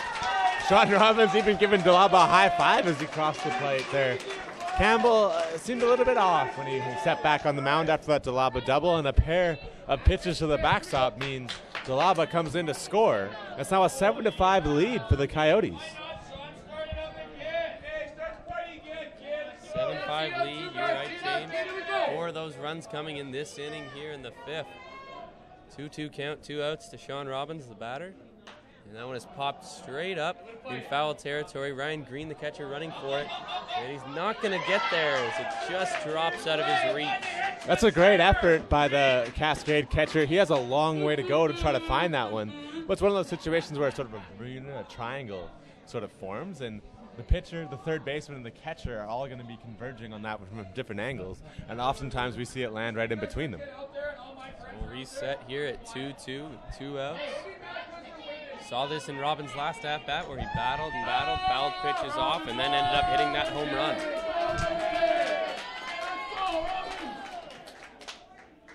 And that is sliced down the right field side, but that's going to get foul. A nice rip there by Robbins, but he fouls this one off to the right-hand side. Campbell looking to win the battle and close the inning.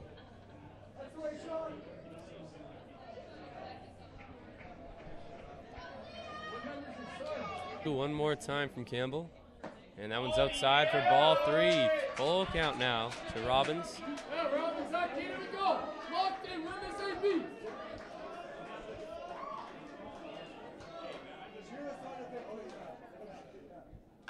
And that's grounded foul off the plate, it looked like. Robbins stays alive, just fouling that one off his foot. It's a big at-bat from the Coyote catcher. A big spot for Liam Campbell on the mound, looking to get his Cascades teammates back in the dugout and back on offense.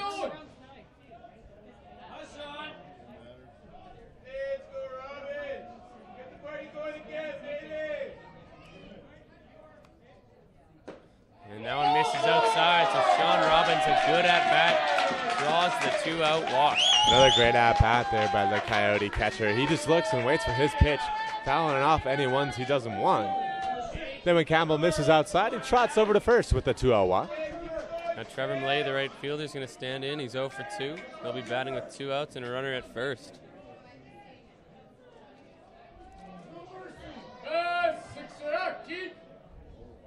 And shows bunt, and he bunts that down the third base line, but that's going to get foul. Inventive play there by the Coyote right fielder, laying down a bunt with 2 out. This 4-run inning for the Coyotes goes way back to when Noah Wood-Juleve led things off with a double in the gap. This is now the 8th batter of the inning for the Coyotes.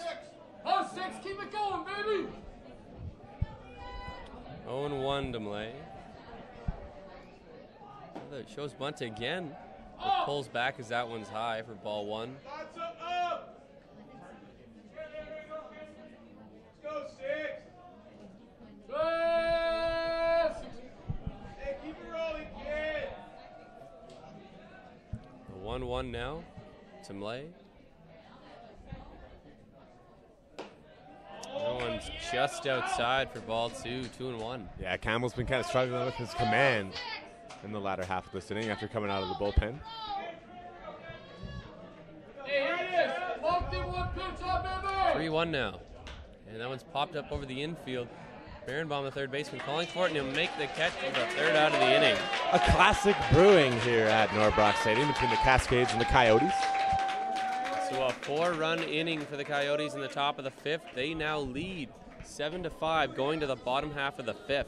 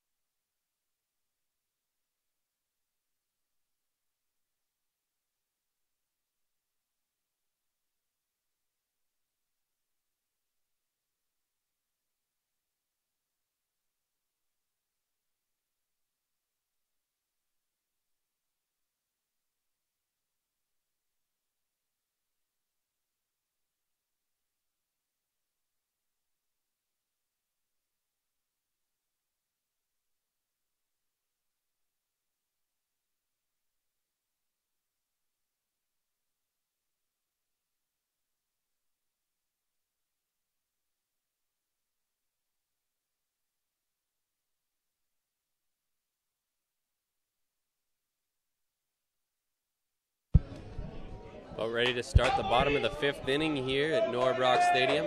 Going to be led off by Brody Vogel, the left fielder for UFV. Aiden Mordecai stays on the mound for the Coyotes. This ball game swinging back in his favor. 7-5, the Coyotes lead. That first pitch is ripped on the ground through the hole at third base. And Brody Vogel's going to lead things off with a single. Now we've seen both the Cascades and the Coyotes starting to jump on some first pitches here as about this middle stage of this ball game. We'll see if it continues.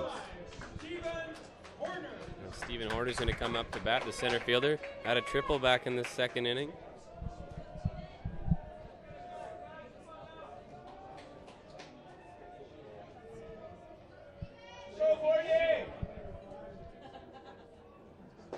And he takes that first pitch for a ball, 1-0.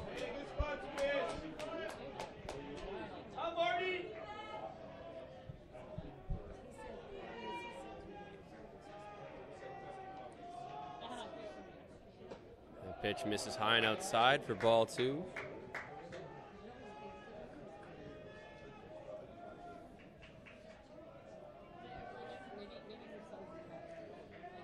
Count here to Stephen Horner, the outfielder from Vancouver, British Columbia.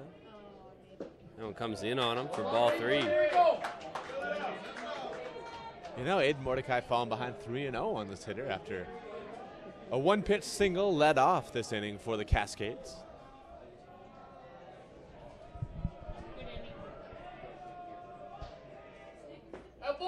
That one finds the strike zone from Mordecai.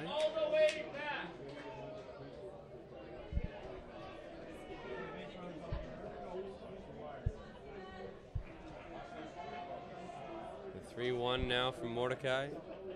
No one's called a strike on the inside half to push the count to full now. Tough call there on the Cascade outfielder, but he's going to have to dig right back in.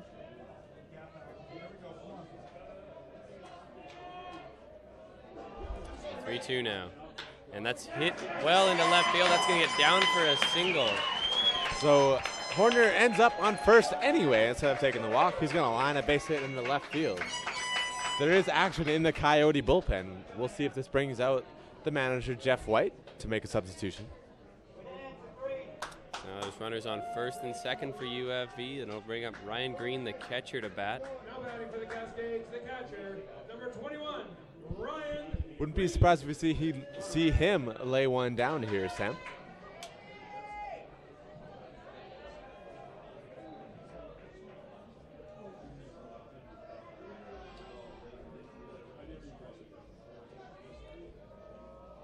And a pickoff move to second, but Mordecai's just going to hold on to that one. Just keeping him honest.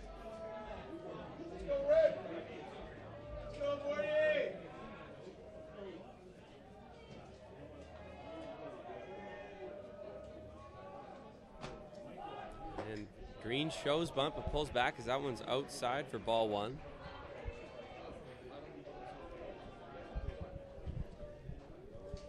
We see OC first baseman Jake Fisher coming in onto the grass, anticipating Green to continue to bunt here in this at-bat. Yeah, Such Green's going to have to put this one down on the third base side.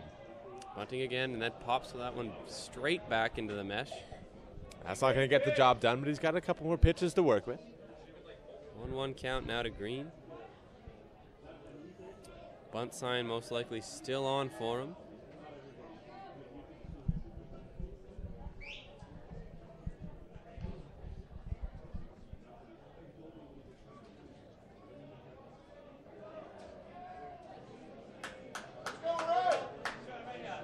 We're all set down there, and Green stands in 1-1.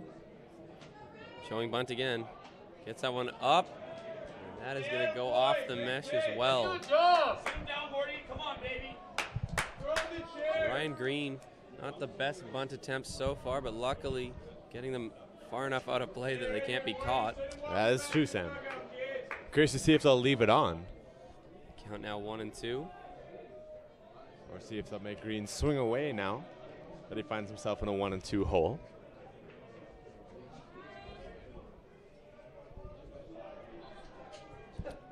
A 1-2 from Mordecai.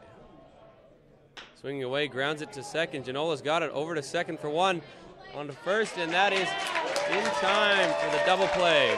Tough AB for the Cascade catcher. He's not able to get that bunt down, so he now has to swing away with 2 strikes. And he hits into a well-turned double play by the Coyote middle infielders. Now 2 away. And meanwhile on that play, Brody Vogel, the runner at second, advanced to third.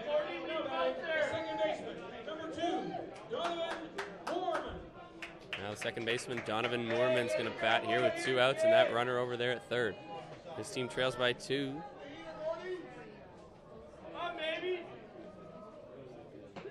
First pitch to Moorman is well outside for ball 1.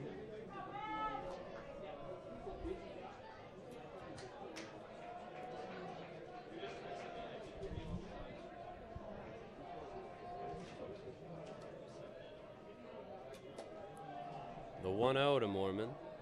And that one's just low for ball 2. 2-0 now. Hitters count here for the Cascade 9-hole. Should Moorman reach, Josh Berenbaum, the leadoff hitter, be on deck. And Moorman takes that one in the dirt as well. It counts now 3-0 to him. Big block there by Sean Robbins behind the plate, keeping Vogel exactly where he is, 90 feet away from home.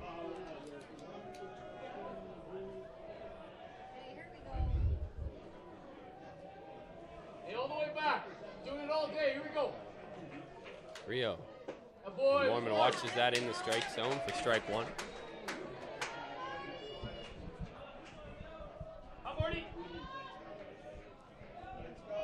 Hey, keep working out there, kid. Here we go. The 3-1. And that one misses high as Moorman draws a 5-pitch walk.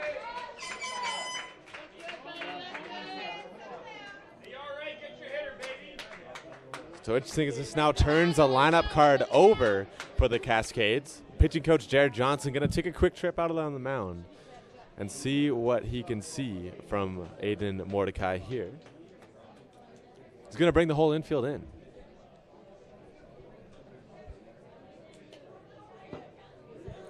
Again, this is a scary spot to be for OC at the top of the lineup. Josh Berenbaum, a good hitter, 0 for 3 so far, but following that, looming in the distance is Colin Tellington and Riley Jepson, should we get there.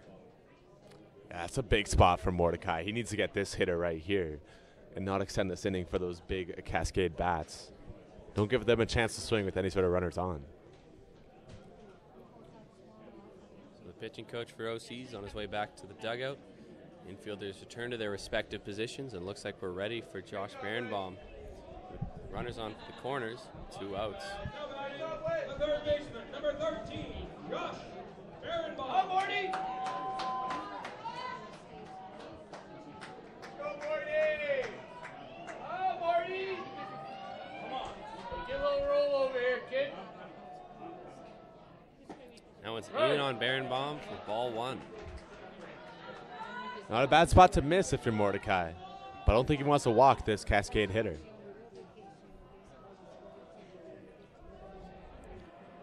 The 1-0. And foul tick straight to the backstop. 1-1 count now.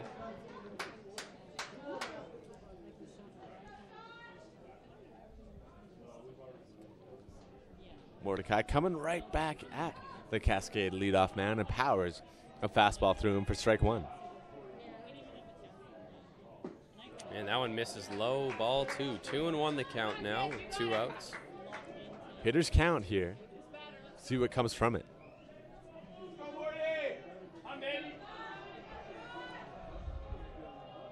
And here's the pitch from Mordecai. And that's driven into left field. And that is going to get down, but just fair. Foul, pardon me.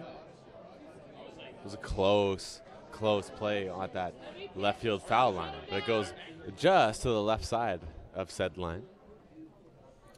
So 2-2 count here with 2 outs in the bottom of the 5th inning. Cascades trail 7-5, looking to get on the board here with runners in scoring position. Up, baby, up, baby! Hey, go get him right now, kid, right here! Get him right here, buddy, let's go, baby! 2-2 for Mordecai. On the ground, but foul down the first base side. Great job there by the Cascade batter to keep himself alive.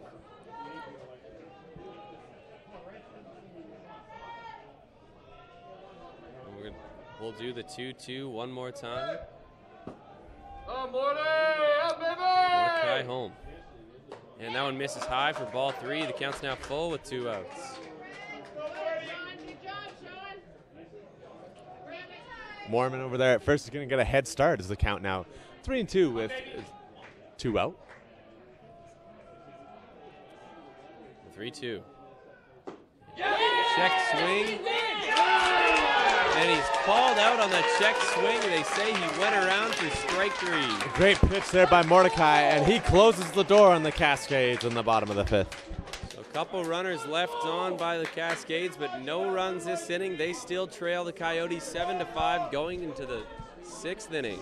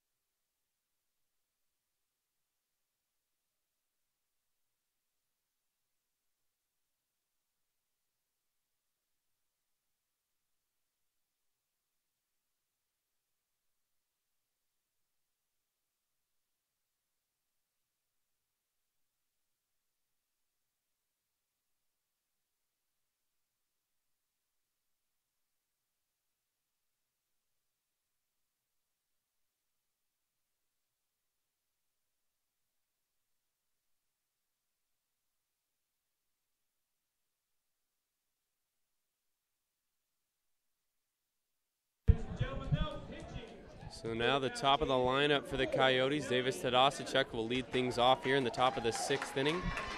And a pitching change to announce for the University of Fraser Valley. Liam Campbell, the reliever, is now out, and he's going to be replaced by number 4, Dylan Emmons, the right-hander. Yeah, it was a tough outing for Liam Campbell out of the bullpen, so the Cascades hope moving 1 number south on their roster improves their fortunes for their pitchers out of the pen. First pitch from Emmons. And that's popped up by Tadasicuk into foul territory. Barenbaum's giving chase as well as Ellington, and he makes the catch up on the wall, but he drops it, and that would just go for a strike against Tadasicuk. It was a fantastic effort there by the Cascade shortstop. I thought he hauled that one in, but it just rolls out of his glove. He did get his glove on it, but he was literally in the fence trying to make that play. Dylan Emmons, the new pitcher for the Cascades, born in nearby Vernon, BC. As he pumps that one in about 58 feet for a ball.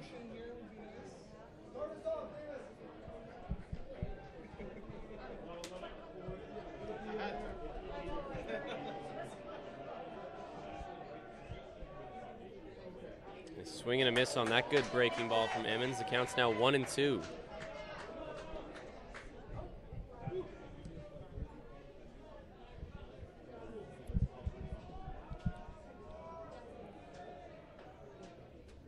And another breaking ball, and Tadasicuk swings and misses at that one for the first out. Great sequence there by Emmons. Tadasicuk never really looked too settled in there in the batter's box, and it's a quick out for this Cascade bullpen. Now Noah Wood-Julevé is going to stand in. He's in there 1 for 3. Hit a double last time up, which started that 4-run rally last inning for the Coyotes. And he hits that one well into center field. Horner's running for it, but he'll make the catch on the run for out number 2. You know, that's exactly what Wood-Julevé did his last time up. He hopped on the first pitch and hit it into a gap. This one just got a little bit under it, though, and the opposite gap as he tried for last time. Hauled in there by the center fielder, and there's 2 away. So Following a quick 2 outs from Emmons, it's going to be the DH, Jared Frew, to bat. Sac fly his last time up, doubled before that, as he takes that first pitch down and in for ball 1. A lot of breaking balls from Emmons here to start off this 6th inning. Yeah, he's had some good sequences to these Coyote hitters. And that's on the ground but fouled on the first base side.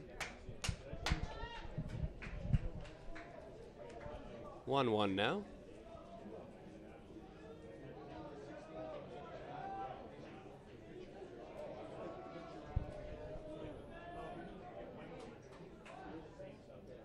And there's another breaking ball, but that misses high and outside for ball 2. 2-1 now. Drew, the first Coyote to have a hitter's count against Emmons out of the pen. And that one's popped up behind third base. Berenbaum giving chase. He's running for it into foul territory.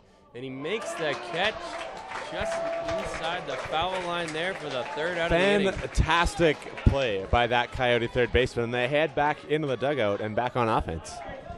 And we'll be right back with the bottom of the 6th inning. The OC Coyotes lead this one 7-5.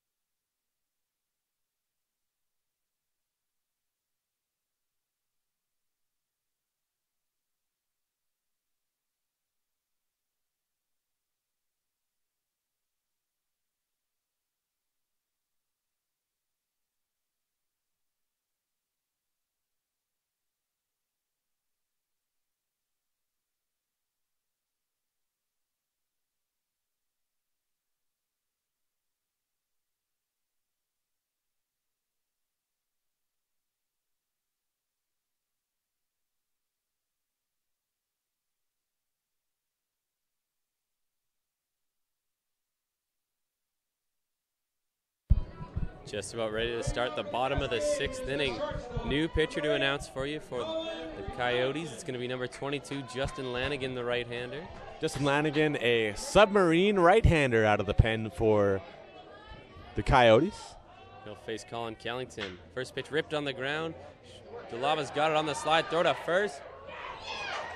Not in time. Colin Kellington just beats the throw to the bag, and he'll be safe. Fantastic effort there by Jared Delaba from the outfield grass. Just behind that base runner, and it's going to be a leadoff single for Lanigan. That's going to bring up Riley Jepson with a single and a triple in today's game. Best effort you're going to get from a shortstop there by Delaba.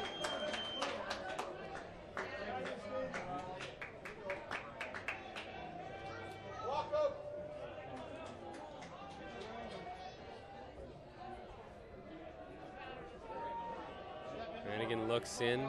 Big spot here in the 6th inning. Heart of this UFV lineup. Now it's hit up the middle, and that's going to get through into center field for a single. Kellington rounding second, going for third. Throw to third. And Kellington is going to get in there safely with a slide.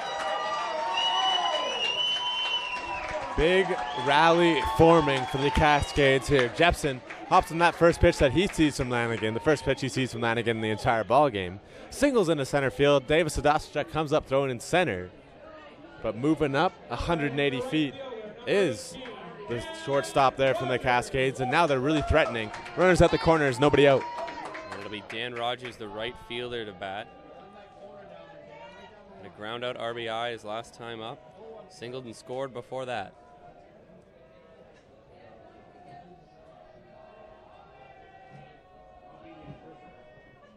And that one misses outside for ball 1. Looks like Brandon Becking starting to get loose in the Coyote bullpen.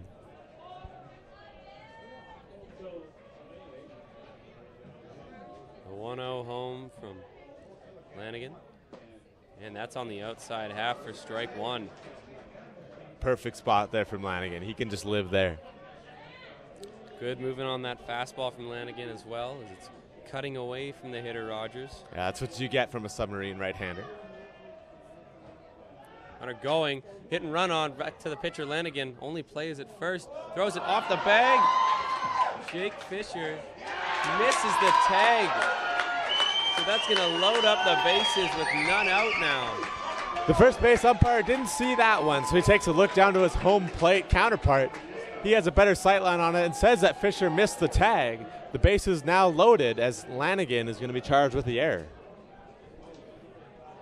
Now the entire Coyotes infield is going to gather on the mound as they chat about what just happened. Yeah, this is a player-led mound visit, Sam. Matthew Legg's going to stand in here, the designated hitter. Ground out victim his last time up. Looking to do something here as he stands in with the bases loaded, none out. His team trailing by 2 here in the 6th inning.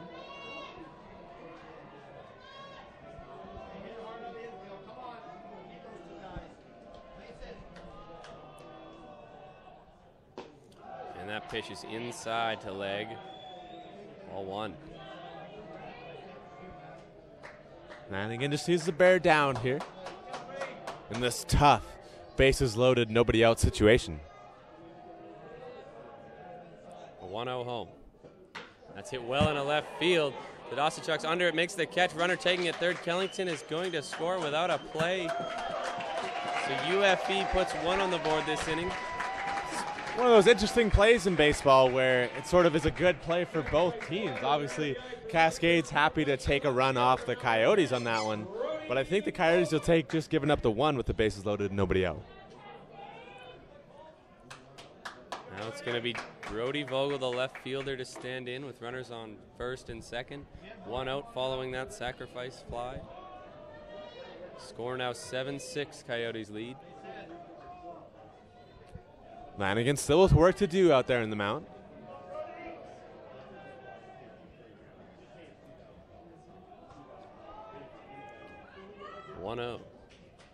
And that's fouled straight back. Big swing there by Vogel. He's right on it as he fouls it straight back. 0-1 count now to Vogel. Vogel singled in his last at bat.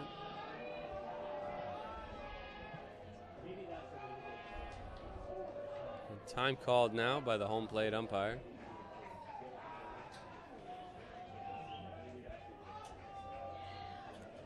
Looks like everybody's set now. We'll get ready for the 0-1 pitch here with 1 out. And that one's just shot foul out of play. Vogel's really reaching for that one there. Yeah, you bet. He's doing everything he can to stay alive. Does just enough to shoot that one foul. And the count now stays 0-2. The 0-2 home from Lanigan. That's hit into left field with Juleve going back to the track. And Dawson-Chuck drops the ball out on the track, and that's going to land out there. 1 runner surrounding third, and there's going to be a play at the plate. And he's in time. Riley Jepson shugging all the way from second, scores on that double by Brody That's a tough Vogel. one for the Cascades as they had to tag up on that play. So Dawson-Chuck going all the way to left center field, warning track to haul that one down. He can't corral it as it hits off his glove and lands on that warning track. A great relay throw there by Jared DeLaba, but the Cascades have tied up this ball game. Tie game once again. Stephen Horner, the center fielder, is going to stand in now. 2 hits in the game, a triple back in the second, a single back in the 5th inning. The action in the Coyotes bullpen ramps up a notch here. Now Sean Robinson is step out from behind the plate, exactly. Have a chat with this pitcher. Yeah, 100%. Maybe even buying some time for the bullpen, Sam. As now you see head coach Jeff White making his way out of the dugout there.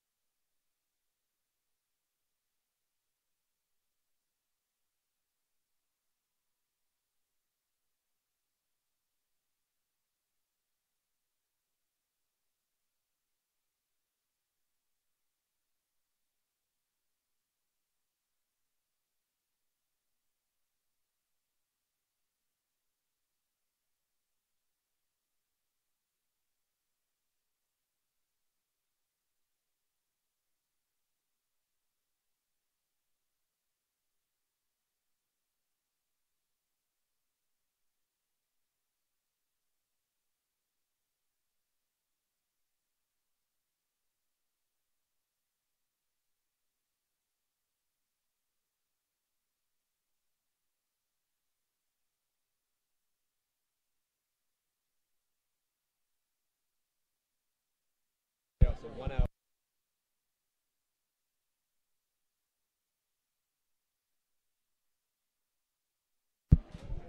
And we're back here in the bottom of the 6th inning. Relief pitcher Justin Lanigan only goes 1/3 of an inning. He's replaced now by Brandon Becking, the right-hander. Becking, a stalwart of the Okanagan College Coyotes bullpen, entering his 4th season of work with those Yotes. All of them out of the bullpen. First batter he's going to face is going to be the center fielder, Stephen Horner. Runners on 2nd and 3rd here, only 1 out. Score has just recently been tied at 7. First pitch to Horner's in there for strike 1. Perfect spot out of the pen by Becking. He's going to need to do all kinds of work to save the line of Justin Lanigan.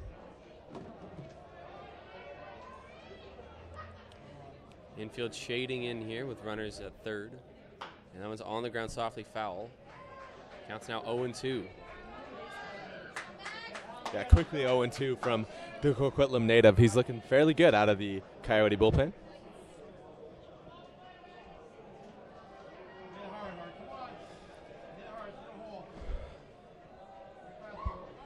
The 0-2 from Becking.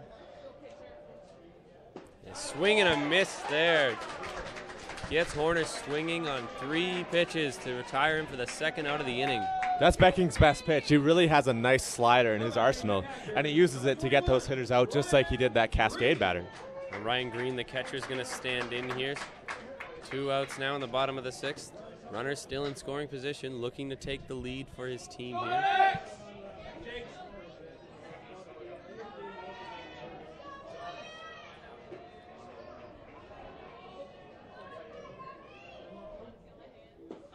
First pitch from Becking, that slider's in there for a strike. Yeah, Becking going with the slider to get that hitter out, and then coming up and starting this batter with the slider, working backwards against the Cascade catcher. Becking to the plate. And that one's in the dirt. Looked like another slider there. Counts now 1-1. Yeah, another impressive job by Robbins to keep that runner exactly where he is at 3rd. Sean Robbins has done such a good job this whole tournament, but especially in this final game, of keeping those balls in the dirt in front of him. He has been busy. 1-1 now from Becking. And Green at the plate. And that one's high and outside, ball 2. Now Robbins is going to step out from behind the plate, have a word with his new relief pitcher. Yeah, I think that's a smart call, especially with the runner on 2nd. 2-1, Green stands in. This back and forth game tied in the 6th inning at 7. Runners on second and third. 2 outs. And that one's fouled out of play. Strike 2. 2-2 count now. A nice pitch there by Becking. He's got that hitter late as he fouls that one off to the right side.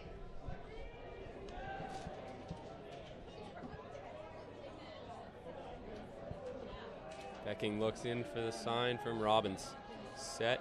Here's the 2-2. Slider just misses high for ball 3. Yeah, a little bit too high from Becking, and that count's going to run full.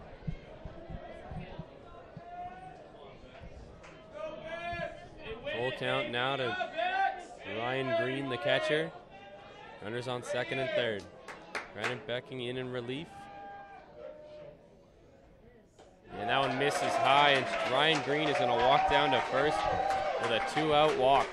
Becking could have afforded to waste a couple there with that base open at first, but now he's got a big spot. The base is loaded. It'll be the second baseman, Donovan Moorman, he'll face next.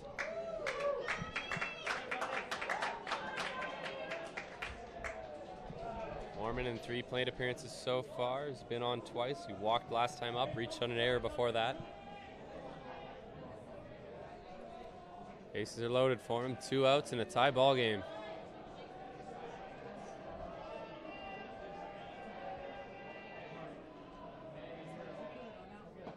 And he watches that first one in there for strike 1. Becking looking at inside corner to perfection and gets ahead 0-1.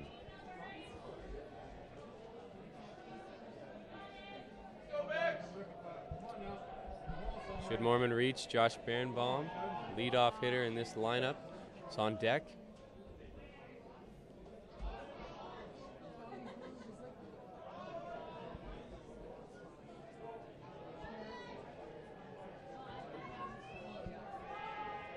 After a brief visit there by Sean Robbins, the catcher, we're ready for 0-1.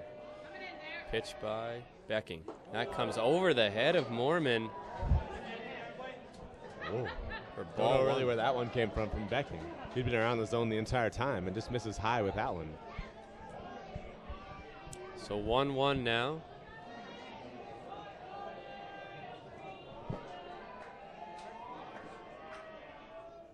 And that one misses outside for ball 2.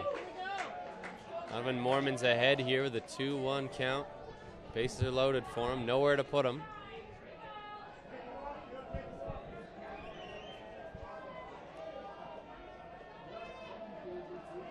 The 2-1 home. Swing and a miss on that high fastball, evening the count up at 2-2. Fantastic pitch there by Becking.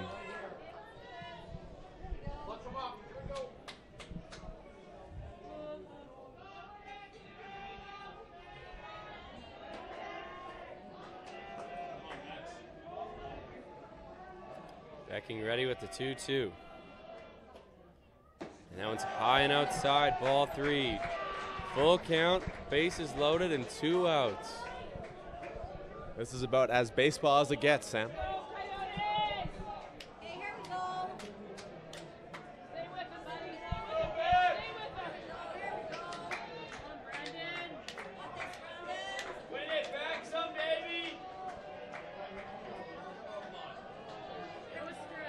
The 3-2 home from Becking.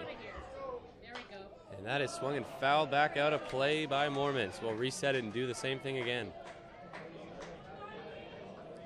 A nice pitch by Becking and a great job by Moorman to stay on top of that one.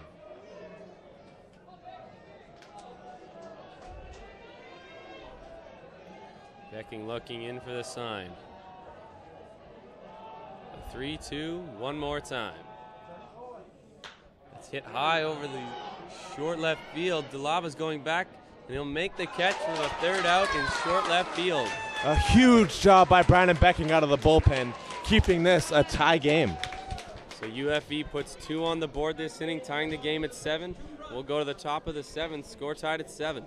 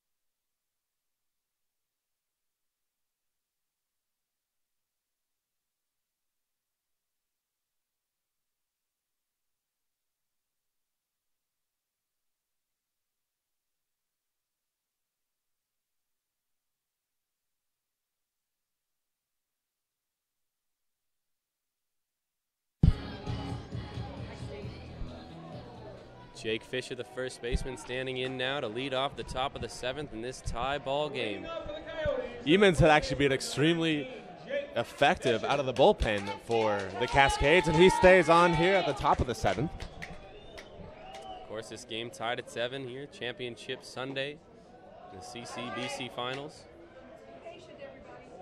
So that first pitch misses low and away for ball 1. And that one's high for ball 2.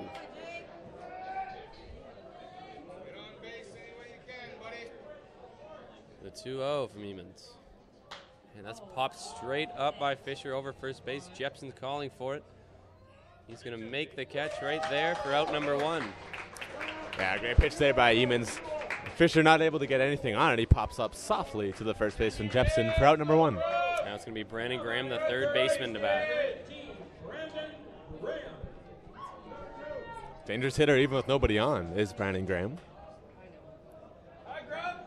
Hasn't done anything yet so far today in this final game. Walked last at bat as he takes that first pitch in there for strike 1.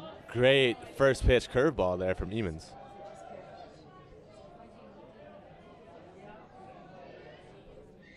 And that one's fouled back out of play for strike 2. So quickly an 0-2 count here to the third baseman, Graham. He said Sam quickly 0-2. Emons working backwards on Graham, going curveball, fastball to find himself ahead 0-2. And here's the 0-2. And that's a fastball outside. 1-2 now. He can afford to waste one. Can the right-hander from UFV. And the 1-2 now. Breaking ball misses outside. 2-2 now. UFV infielders playing on the start of the grass out there.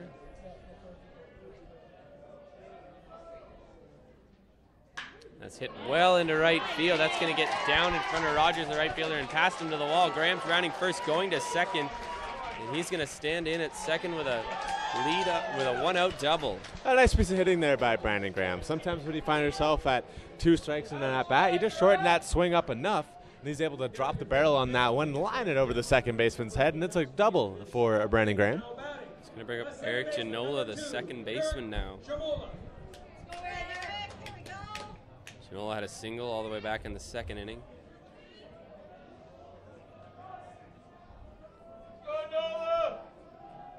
Make me proud, my son. And that first pitch there from Emmons in there for a strike. Tough call on the inside part of the plate, but definitely a good pitch there by Emmons. Hooking that curveball in there on that first pitch for strike 1.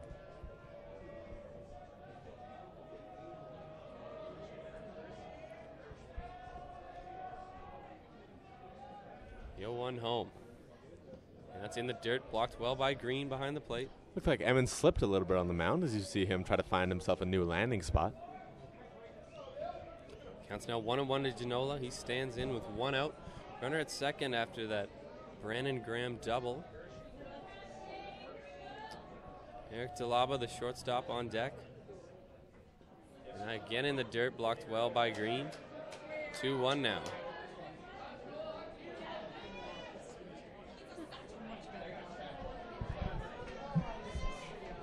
Tie game here in the 7th inning. Of course, every pitch so crucial at this point.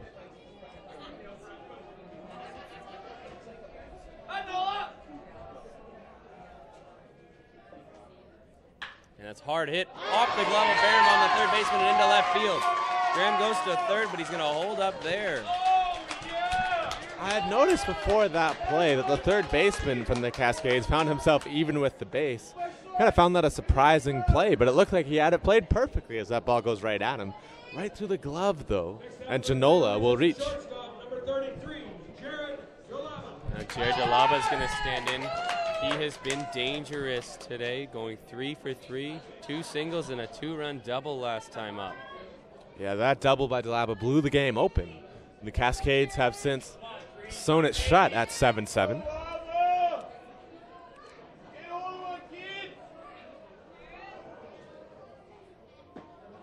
Good first First pitch there from Emmons, as that one's on the outside corner for strike one. Emmons continues to start off these Coyote batters with breaking balls as the first pitch of their at-bat.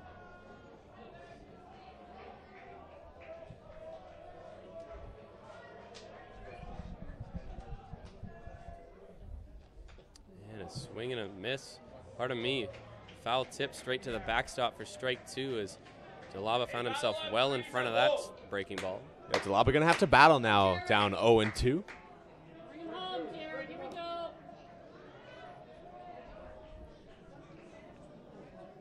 Emmons up 0-2 on Jalaba.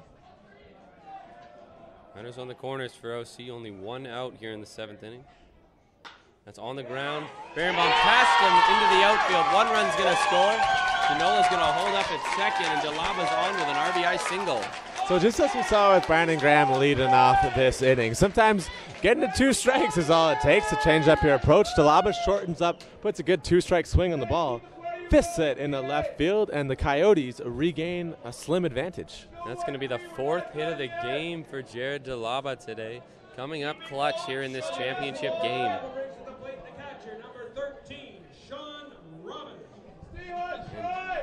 Get ready for a long at-bat here as Sean Robbins stands in, and we've seen it all game long. He's going to battle. He's going to foul pitches off. Yeah, it's definitely a gamer, is Sean Robbins. And the first pitch to him is high for ball one. And, of course, back in the 4th inning, a 2-run home run for Robbins.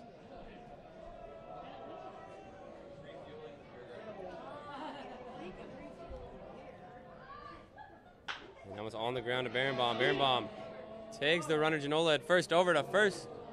And it's in time. The double play works.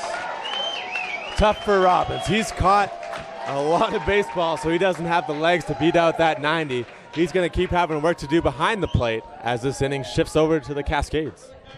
The Coyotes get 1 run this inning. They take the lead 8-7 going into the bottom of the 7th inning.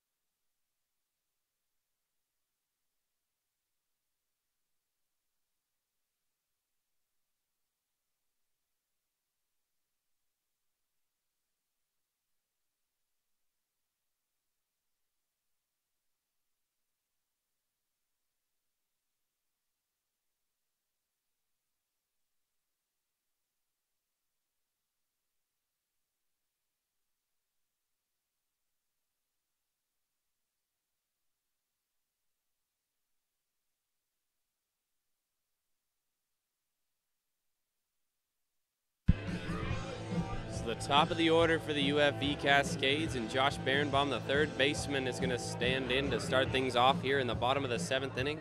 His team trails 8-7.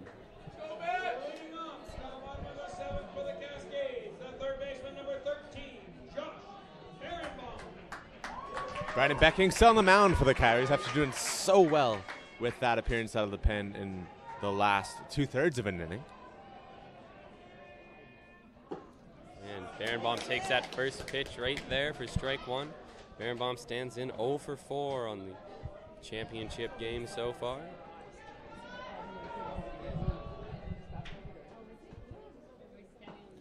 And that one's on the corner for strike two, so a quick 0-2 count to Berenbaum now.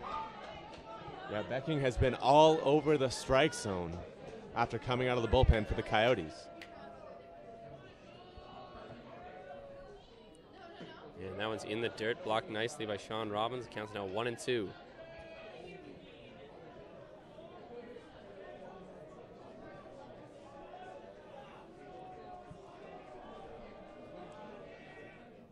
That's popped up over the infield. Jared Delaba, the shortstop, calling for it, and he'll make the catch in the shortstop position.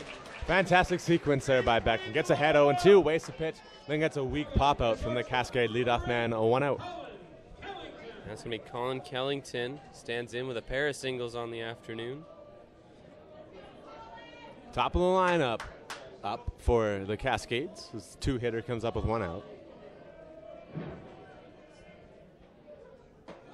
First pitch to Kellington misses outside for ball 1.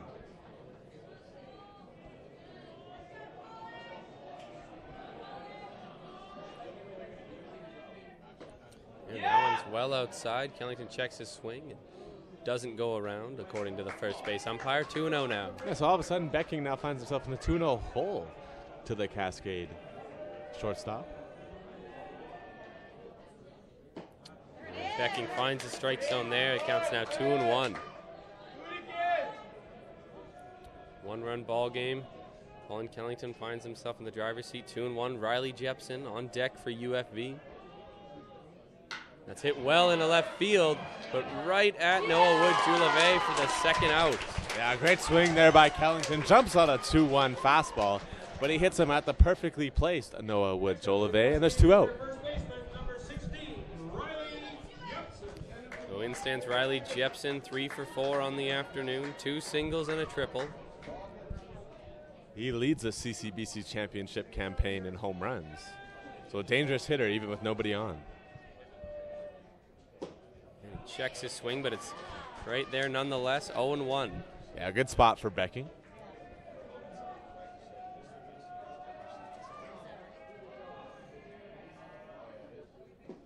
And the 0-1 is in the dirt now. 1-1.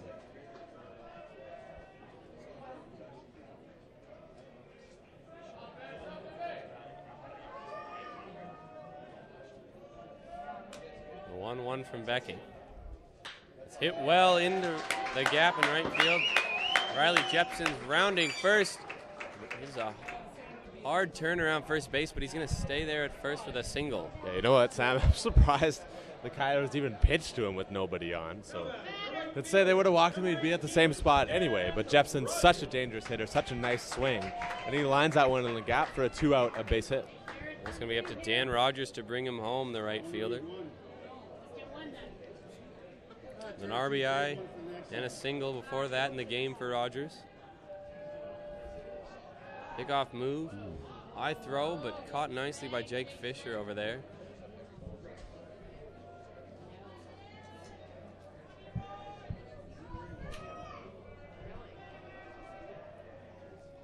And another pickoff move. Caught Jepson by surprise over there at first, but he's able to get in there safely. Yeah, he actually got Jepson as he was taking his lead, so he has to take a step and then try to get back. 2 outs here. And the first pitch to Rogers misses.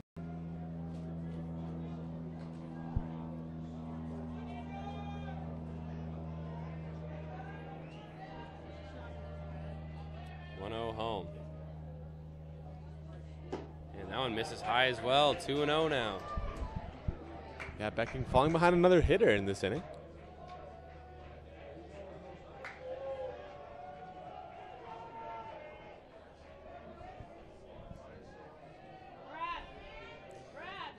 Becking ready, the pitch home.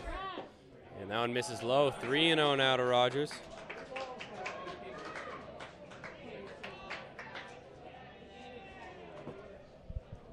Yeah, Becking going to have to come back with a strike here. You don't want to send a runner to scoring position by walking a man with 2 out.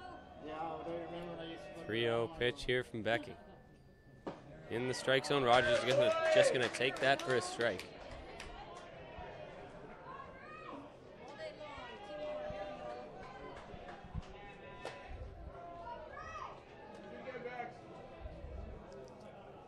The 3-1 pitch from Becking. Drilled into right field. Tadasco chasing, but that's going to get down. That's going to get all the way to the wall. Riley Jepson rounding third, going home. He'll score. Rogers rounding second, going to third, and he's in at third with a stand-up triple to tie the game. What a ball game we are seeing here for the 2018 CCBC Championship. Rogers jumps on that 3-0 from Becking, and he lines it in the right field corner. Great effort by Tadasachuk to try to knock that one down, but he can't do so, and it'll be a triple for the Cascade batter. Now the DH, Matthew Legg's going to bat. So head coach Jeff White trots out to the mound. Let's see if he does, in fact, make a pitching change or just wants to have a word with Becking. Like you said, James, what a game this has been. 8-8 here in the bottom of the 7th inning. Back and forth all game long. That will, in fact, be the end of the game for Brandon Becking. We will be right back with the new pitcher.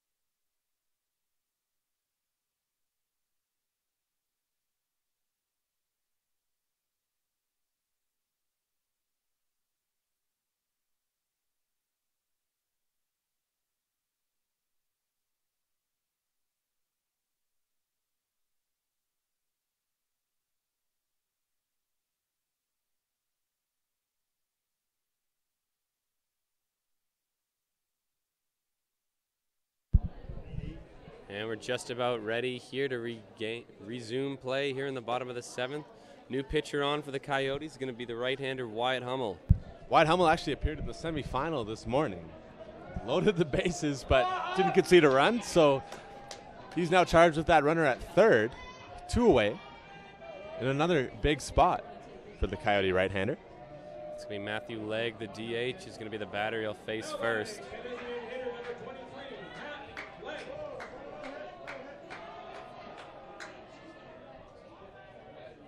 First pitch misses outside from Hummel for ball 1.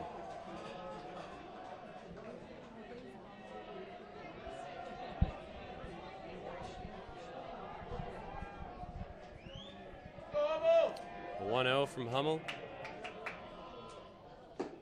That one's just inside, ball 2. Yeah, as the Cascades dugout begins erupting down there to our left. Hummel now misses with 2-0. He finds himself behind the Cascade DH.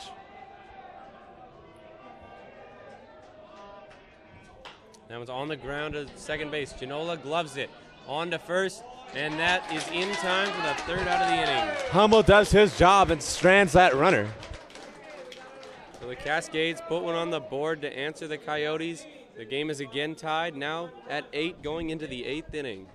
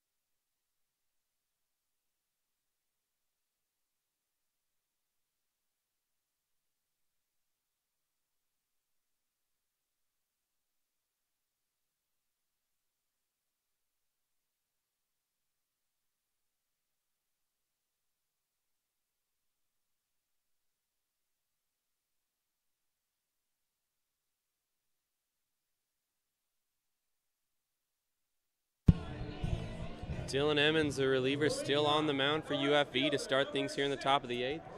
First batter he'll face is going to be Trevor Millay, the right fielder. Yeah, no reason for Emmons not to still be out there. He's been exceptionally effective out of this Cascade bullpen. They did concede a run the last inning. The Cascades got it right back. And that first pitch to Millay is just off the plate for ball 1. Millay, the 9-hitter, looking to set the table for this Coyote offense. And he swings and grounds that one foul down the first base side. Millay stands into this at-bat, 0 for 3 on the game.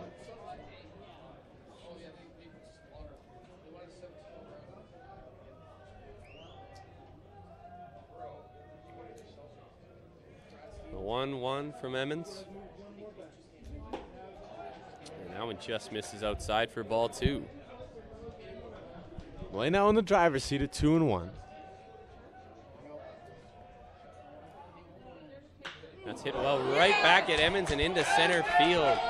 Trevor Millay is on with a leadoff single. Yeah, Millay spins Evans' cap with that base hit right back up the middle.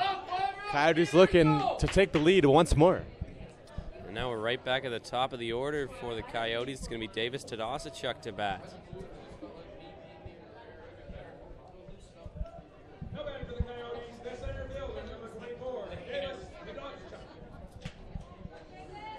Tadasachuk, no hits in this game so far.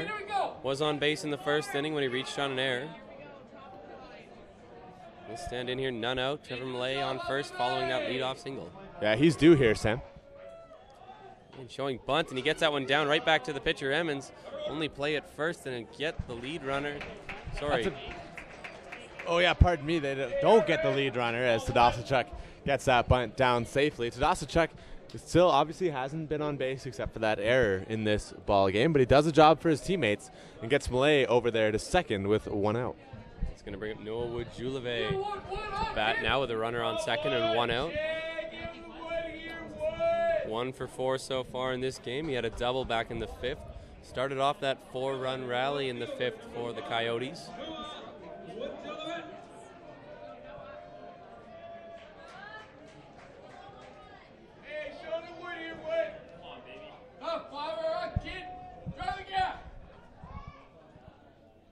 First pitch to Wood-Julevé misses outside for ball 1. Yeah, good take from the Coyote 2-hitter there. He's going to be looking for a pitch to drive.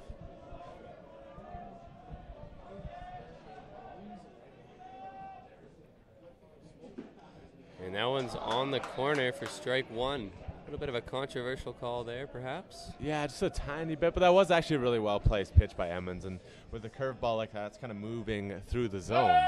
So not too out of character for an umpire to call that one a strike. Counts now 1-1 to Wood-Julevé. And a good breaking ball is in there, locks up Wood-Julevé, and the count's now 1-2. Yeah, Wood-Julevé hasn't been happy with either of those calls. I think that one is a little bit more iffy than the one previous. But regardless, he finds himself in a 1-2 hole.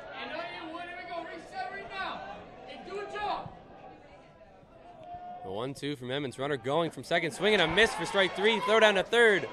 The runner is going to be safe at third. On the strikeout of Wood-Julevé, Trevor Millay steals third. What a play that was at third. I thought that ball was destined for left field, but the third baseman dives in front of that one to knock it down. That's going to be the DH, Jared Frew, to bat with a runner on third and 2 outs. So the Coyotes find themselves in the spot that the Cascades couldn't get themselves a run in. A runner on third with 2 out. Well, they're going to walk Jared Frew. It's going to be an intentional walk to Jared Frew so that the first baseman, Jake Fisher, will now bat with runners on first and third with 2 out. Also something to note here, Alex Russell is going to be pinch running for the DH, Jared Frew.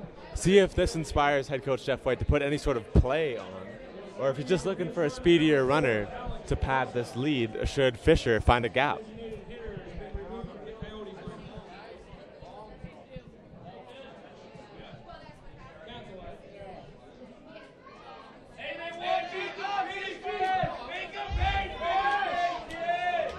So here is Jake Fisher with runners on the corner and 2 outs. First pitch to him. Takes it for a strike. Another breaking ball from Emmons. He really favors that curveball. Big spot here for Jake Fisher. Obviously, it's just baseball, but you always feel that little bit of twinge when the guy ahead of you gets intentionally walked. And that's on the ground foul towards the third base side. 0-2 count now with 2 strikes. Hey, locked in here, 1-9, help, kid.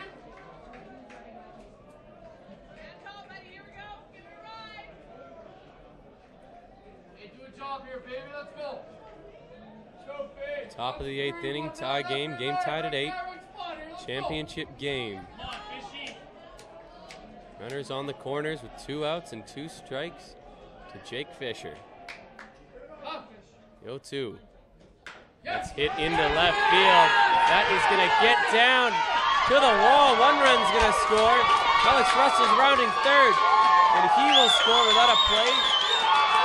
The Coyotes continue to do damage when they find themselves with 2 strikes. Jake Fisher found himself down 1 and 2. He sits right on another curveball from Emmons, lines it over the head of the left fielder. The pinch hitter, Alex Russell, speeds all the way around, and the Coyotes take a 2-run advantage. Well, a big hit by Jake Fisher. Drives in 2, as he said. James, the score is now 10-8 in the top of the 8th inning. Oh, and exhale. What a game this has been at Norbrook. Well, we're going to have a pitching change here, Sam.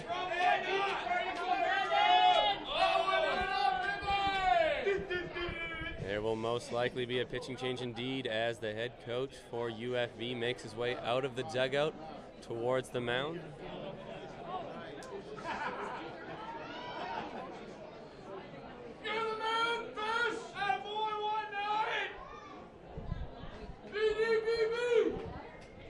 I didn't see much activity in the Cascade bullpen, though, Sam, so I'm curious if he just wants to have a word with Emmons. There's no Gatorade timeout.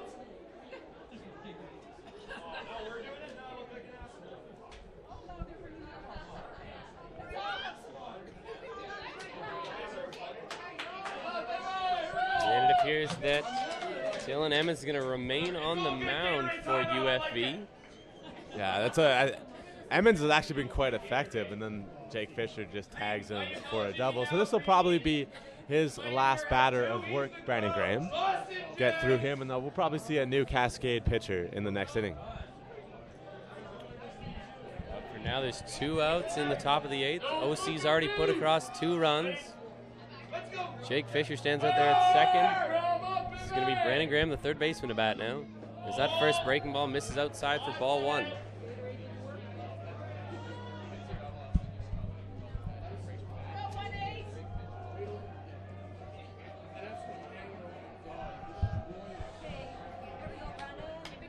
A 1-0 home. And that one is outside as well. 2-0 now. Yeah, Grum finds himself in the driver's seat. 2-0.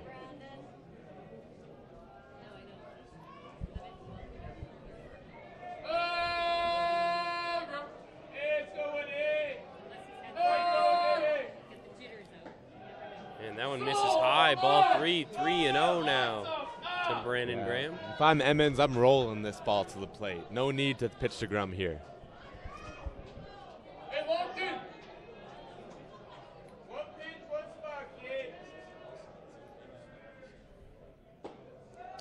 And that one just misses high.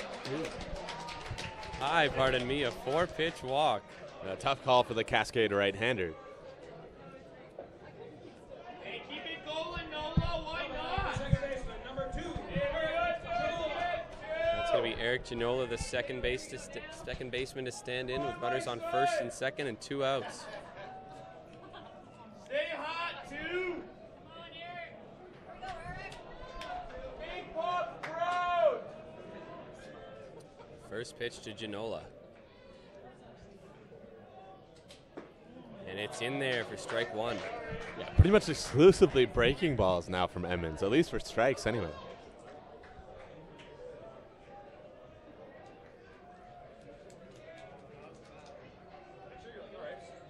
The 0-1. And that's just off the plate for ball 1.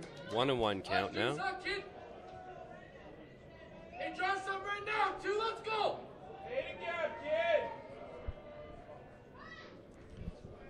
Hummel's going to take his time here. Step out of the batter's box. He's ready now.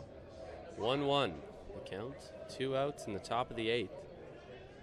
Coyotes lead 10-8. That's hit hard down the line, but foul. Just foul. Looked dangerous off the bat by Janola. He's going to have to try to keep himself alive down 1-2 in this at-bat. Let's go, Eric. Heavy duty. Emmons looks in 1-2. And that one's well outside for ball 2. 2-2 count now.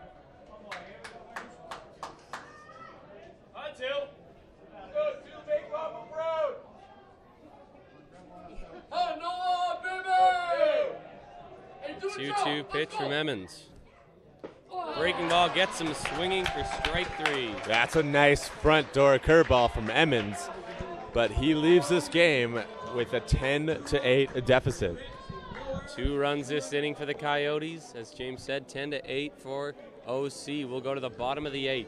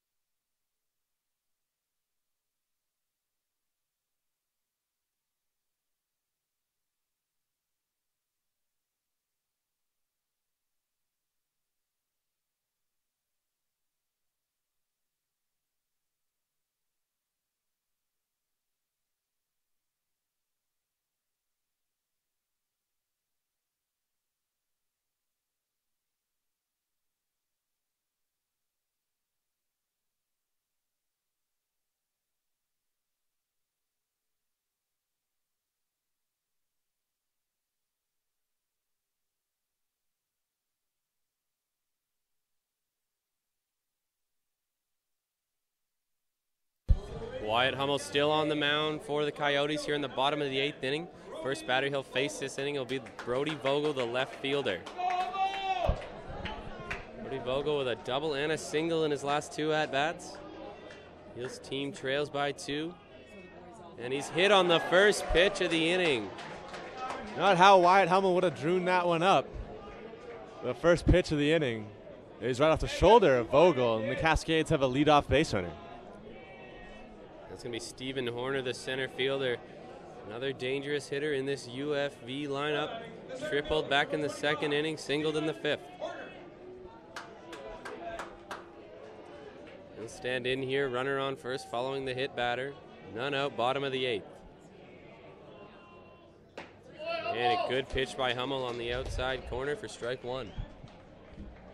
Perfectly placed pitch there by the Coyote right-hander.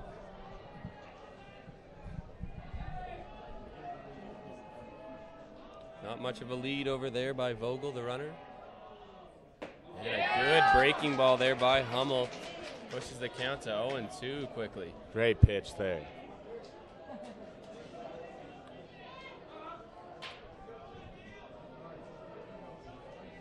Hummel with the 0-2. And a breaking ball locks up Horner to strike him out on 3 pitches. What a pitch that was by Hummel. A front door curveball buckles the knees of the Cascades hitter, and it's 1 out in this inning. Here's the catcher, Ryan Green, now to bat with 1 out, and runner still over there at first.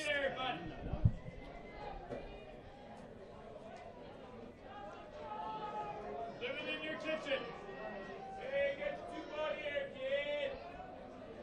Hey, roll right here. Kid, here we go. First pitch to Green from Hummel. And that comes up and in on Green, but I don't think it hit him. That'll just go for ball 1.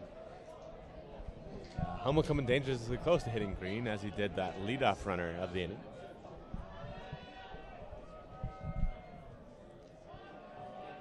The 1-0 now. And again inside, but too far inside as it goes for ball 2.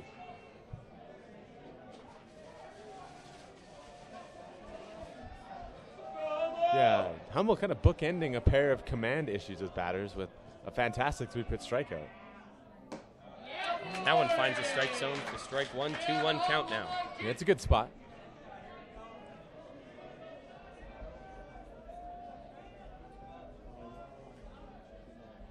Hummel ready with the 2-1. And that one, good breaking ball. Comes in.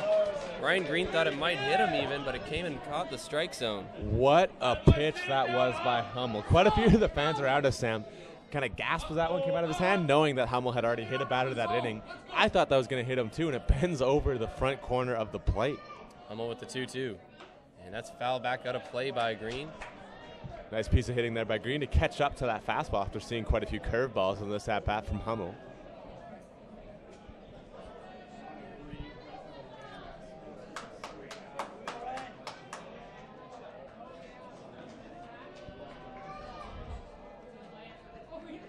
Two, one more time.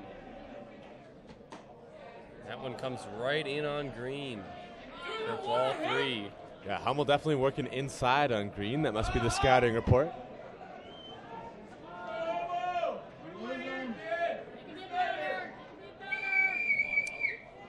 Three-two from Hummel.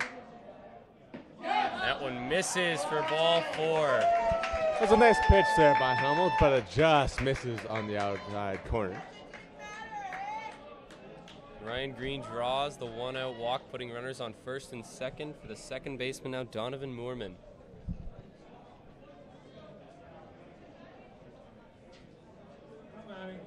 The second baseman, number 2, Donovan Moorman. I can't remember the last 1-2-3 inning. Hey, get your ground ball here, kid. We're going to have a pinch runner here, Sam.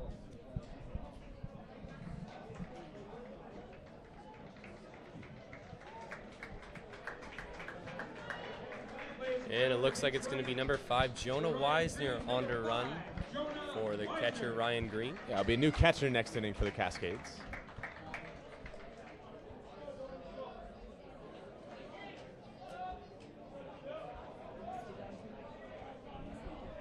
Donovan Moorman steps in here, 1 out.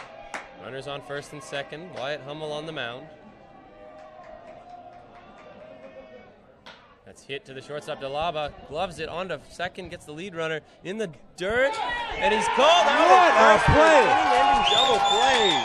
A great pick by Fisher on the back end of that double play. And it's 1 swing, 2 outs for the Cascades. And we are going to go to the 9th inning, a 2-run ball game. Coyotes lead this one 10-8.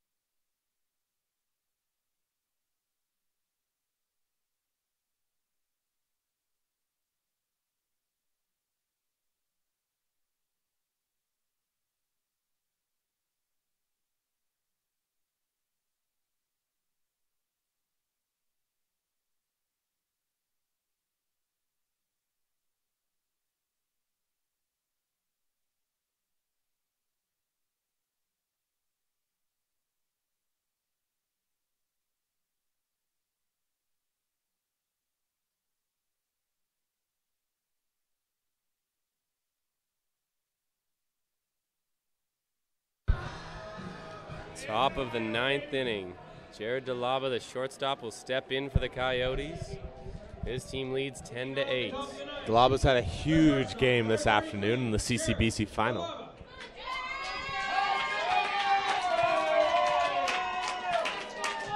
That huge game, of course, includes 4 hits in 4 attempts and 3 RBIs. He takes that first pitch there from Dylan Emmons high for ball 1.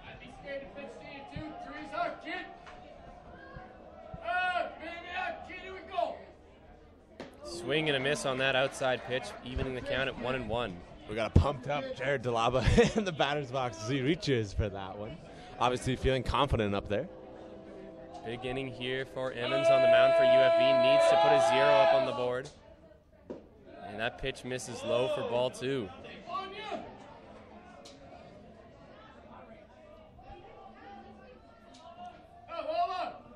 The 2-1 from Emmons. Swing and just tipped foul back to the backstop by DeLaba. 2-2 now.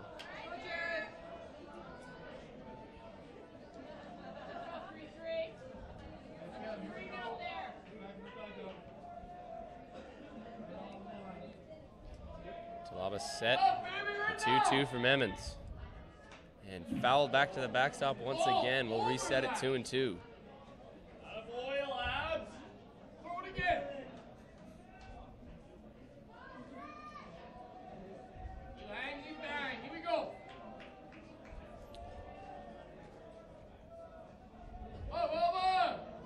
Emmons is going to step off here, get a new set of signs from his catcher. Defensive change for the Cascades, now catching number 19, Ryan West. And Ryan West is going to be the catcher for UFV as that one is popped straight up. Ryan West gets some action here as that one's popped straight behind him, but out of play. We'll reset it 2-2 again.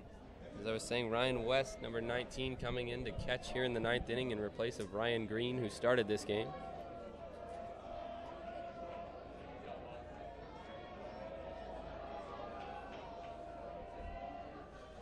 Emmons with the 2-2 once again. And that was popped out of play again, so a good battle here from DeLaba. Yeah, same spot from the Coyote shortstop. All over this guy, Chris, let's go! Keep fighting, lads, that ball. Here we go!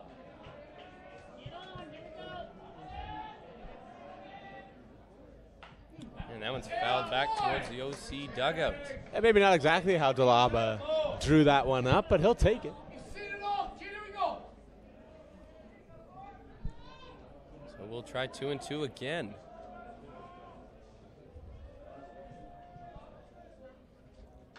And that one's again fouled off. What an at-bat.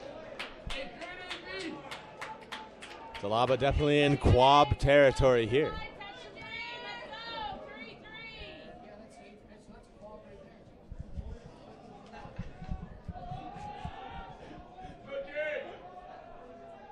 Once again, 2-2.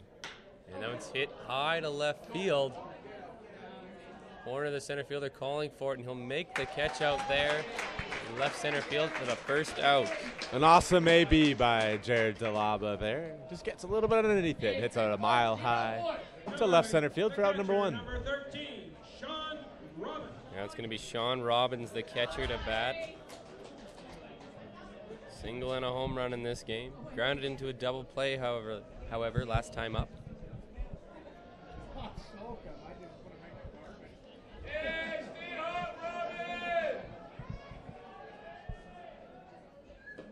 And that one misses high and outside to Robbins. 1-0 the count now.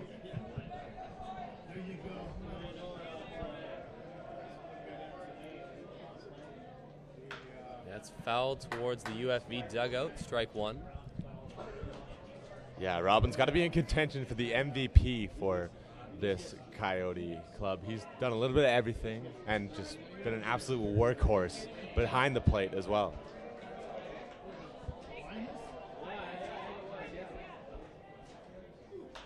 And that one's fouled off towards the OC bullpen. Counts now 1-2.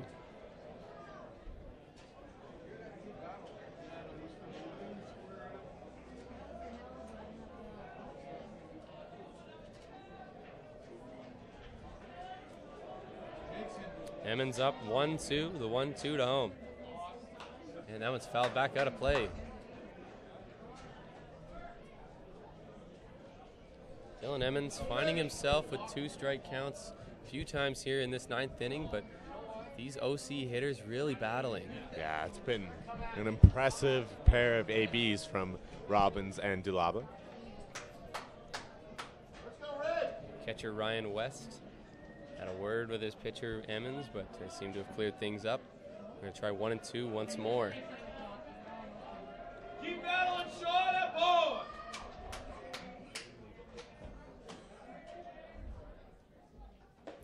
And just high there for ball 2. Now 2-2 the count.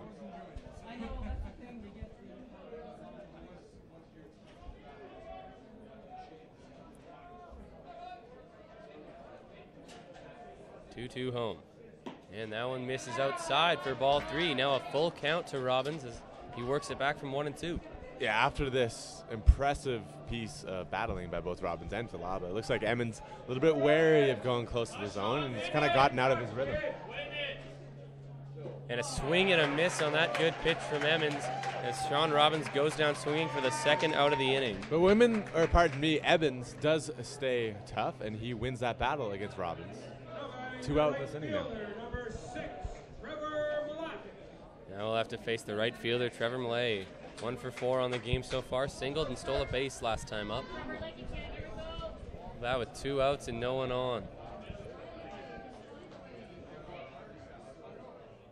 That was hit hard on the ground, and that's in the hole into right field. Trevor Millay's on with his 2nd hit of the game here in the 9th inning. A nice piece of hitting there by Millay. He's reached quite a few times in this ball game.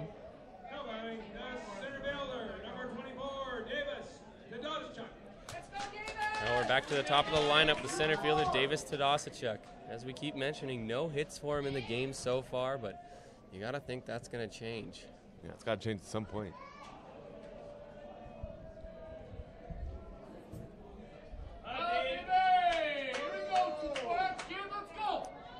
Millay, of course, a steal threat out there at first. Emmons picks over, but Millay's back in there safely.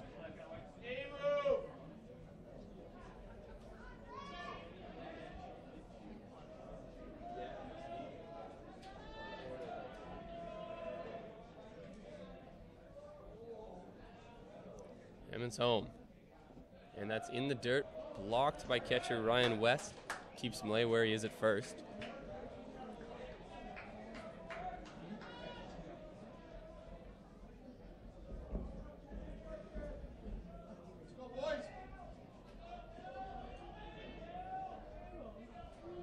The count here. 2 outs. Davis Tadasachuk at bat. Runner going. West the throw down to second.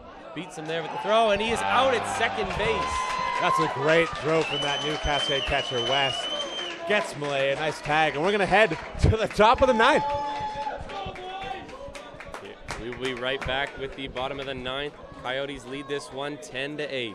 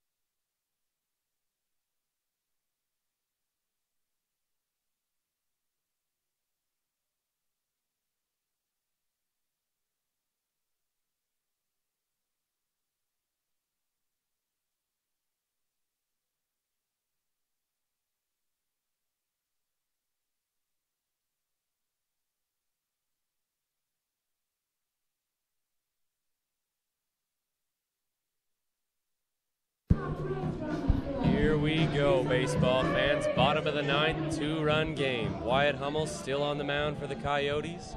He'll be set to face not only some of the most dangerous hitters on this UFE lineup, but some of the most dangerous hitters in the CCBC. Led off by Josh Berenbaum, the third baseman. After him, Colin Kellington. And after that, Riley Jepson. Yeah, this is baseball at its peak, Sam. Here is Berenbaum, the third baseman, to stand in. It's the first batter of this bottom of the ninth.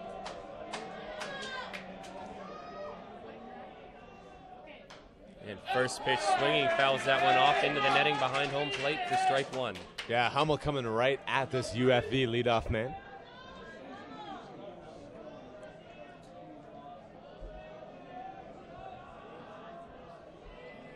Oh, 1 count. Hummel to the plate.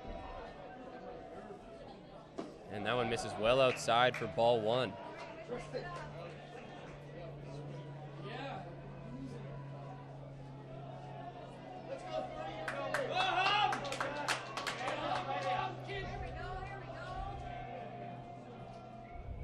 And again outside, 2-1 now. Berenbaum 0 for 5 in the leadoff spot. This is 6th at bat of the game as he faces Wyatt Hummel, 2-1. And that one's outside as well, 3-1 now. So Hummel after going right at Berenbaum misses with 3 straight, so he's got some work to do here. 2-run lead for the Coyotes. Berenbaum just looking to get on base. Here's the 3-1 from Hummel. And that one misses high for ball 4. So Josh Berenbaum is on with a lead-off walk. Well, not how the Coyotes would have drawn it up, especially with who's coming up to bat. And that's going to be Colin Kellington, the shortstop, to bat now. 1 hit for him in the game. Had a single back in the 6th inning. Zach Yondo heads out in the Coyote bullpen to start getting loose. That first pitch to Kellington in there for strike one.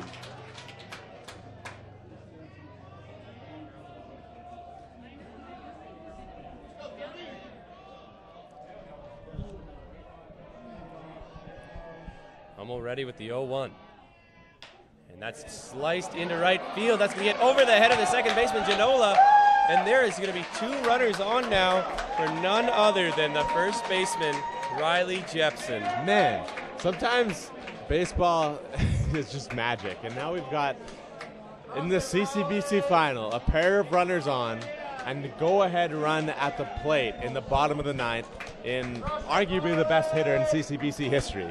This is just incredible. You couldn't have written it. If you had written it, people wouldn't have accepted it as a script. Let's see how this plays out.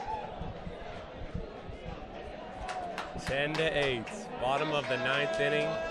Runners on first and second, nobody out. Here is Riley Jepson. The first pitch from Hummel.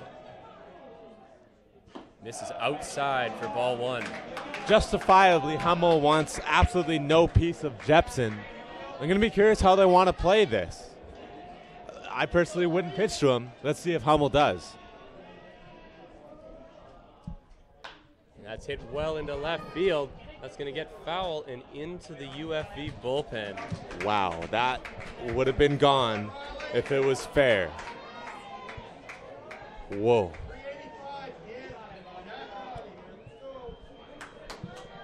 As everybody in the building takes a moment to catch their breath, we get ready for this 1-1 pitch.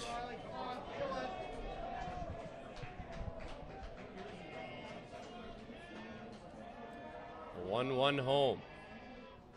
That's a breaking ball high and outside for ball 2. Yeah, Hummel tried to come back with the curveball on Jepson and doesn't get any spin on it. Misses it high and outside. And now Jepson finds himself in a hitter's count, 2-1. Pitch from Hummel. Hit well into right field. That's going to get down. Berenbaum rounding third, going for home. And he's going to score the 1-run scores, but Colin Kellington is called out at third on the play. So 1 out here and 1 run scored. So that's a great swing by Jepson, but we got to talk about Trevor laying right. He knows that run's going to score, and that run doesn't matter. The Coyotes had a 2-run lead at the time of that swing by Jepson, so he fires it to the cutoff man, Dalaba, who gets the runner easily at third, and the Coyotes have 1 out here with the runner at first in a 1-run ball game. What a smart play by the Coyote right fielder. So now Dan Rogers is going to stand in. Jepson over there at first, only 1 out, 1-run game. As that first pitch misses in the dirt for ball 1. So Hummel continues to miss with that fastball, but again, that's not a bad spot to miss. Should Rogers sort of chase and swing at that one, that probably would have been a double play.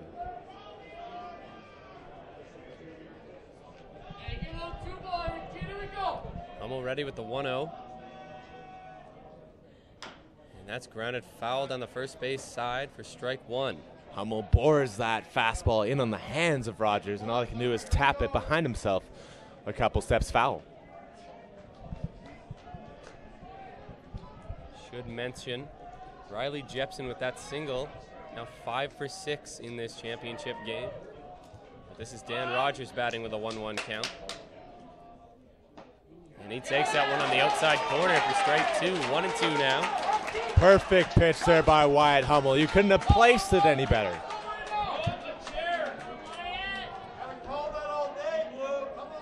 Wyatt Hummel ahead of Dan Rogers here with a 1-2 count. 1 out, bottom of the 9th. Coyotes lead 10-9 here in the championship game.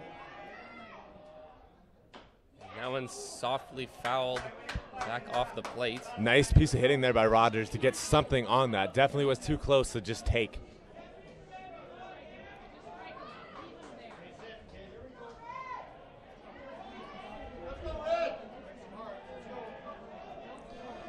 We'll reset at 1-2. 1-2 home. Swing and a miss. Dan Rogers goes down swinging for the second out of the inning. What a pitch by Wyatt Hummel, bending that curveball in right on the back foot of Rogers. He swings through it. Robbins even tried a back pick on that play. That would have ended this CCBC season. But the Yotes are just 1 out away.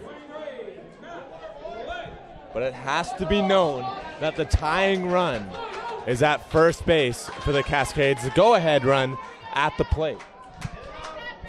And that go-ahead run is going to be Matthew Legg, the designated hitter. Everything is on his shoulders now with 2 outs, bottom of the 9th, and a 1-run game.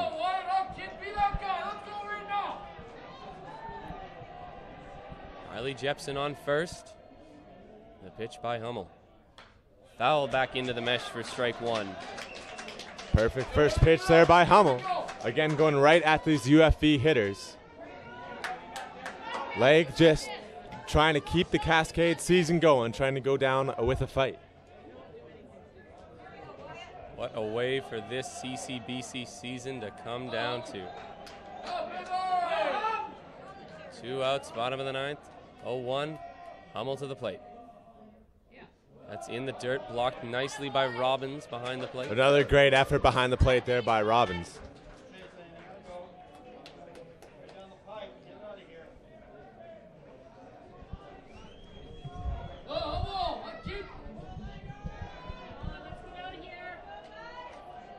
One 1-1 count to Matthew Legg, the designated hitter.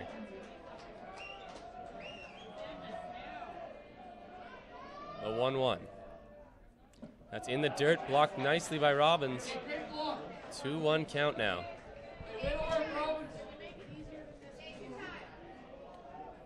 Sean Robbins has been so impressive behind the plate this game, blocking everything that's in the dirt. He has been an absolute workhorse. You can't say enough about the effort of Sean Robbins behind the plate in this entire CCBC championship season. 2-1 the count now. Hummel ready for the pitch.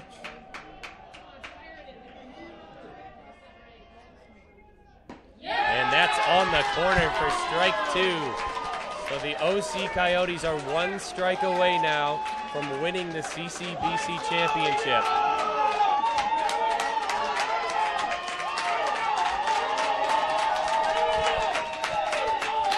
The Okanagan fans on their feet cheering as they expect Wyatt Hummel to end the game.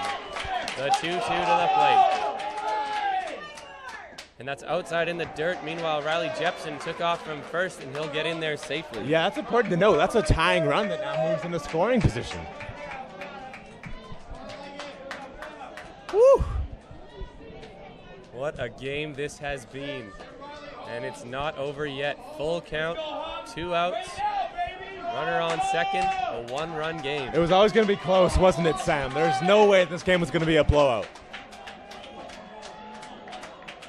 Hummel ready with the 3-2 to home. And a pickoff move, but he'll hold on to the ball. Looking back, Jepson to second. That would have been quite the way to end it. Now the Norbrock Stadium kind of exhales, and we'll feel it pick back up again here as Hummel toes the rubber.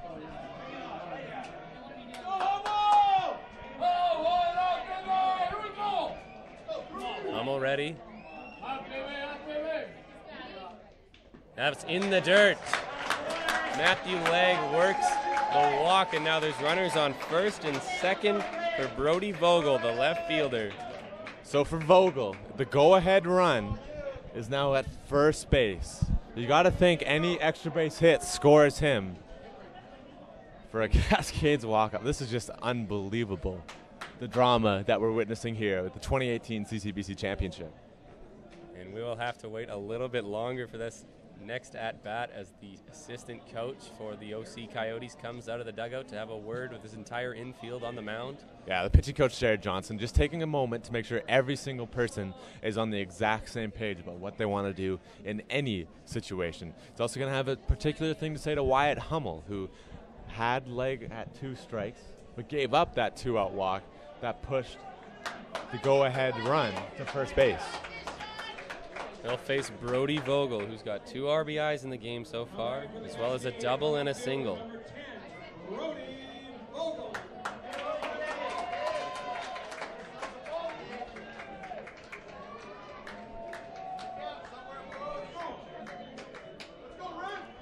Hummel ready, looks in for the sign.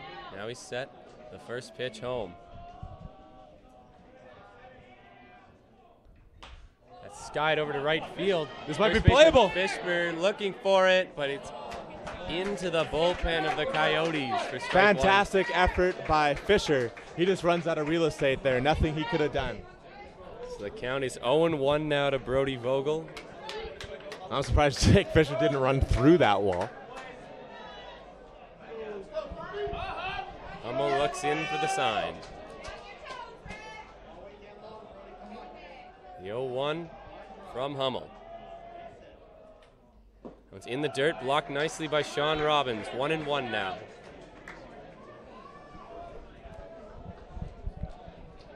Yeah, Hummel asking a lot of Sean Robbins in this inning. He has answered every query that has come his way.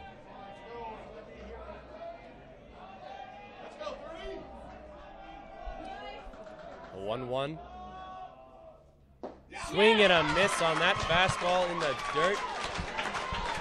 Brody Vogel finds himself down to the last strike. Fantastic pitch by Hummel, but we've seen that these Cascade hitters, they don't go down quietly.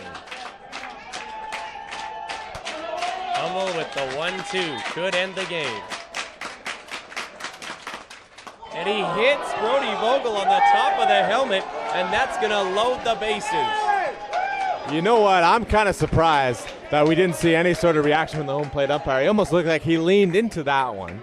I'm not sure how far he leaned. You obviously can't lean into the strike zone, but you don't need to get out of the way of the baseball. Just even more drama to this already incredible baseball game that we've witnessed here at Norbrock. So if you didn't think things could get any more exciting, the bases are loaded with 2 outs in a 1-run ball game. It's going to be Stephen Horner, the center fielder, to bat now. Tying run 90 feet away at third. Go-ahead run, it's 180 feet away, leading off his second. Horner stands in, 2 for 4, triple and a single. Hummel's just got to trust his defense here. And that's skied over the infield. Janola's calling everybody off. And he makes that catch in the field. The Okanagan College Coyotes win the game in the 9th inning, and they are the CCBC champions of 2018. In the 10th year of this program, they win their first ever CCBC championship. Many of these players were on the team when they lost in heartbreaking fashion, getting walked off at their home Elk Stadium at the hands of the Prairie Baseball Academy Dogs.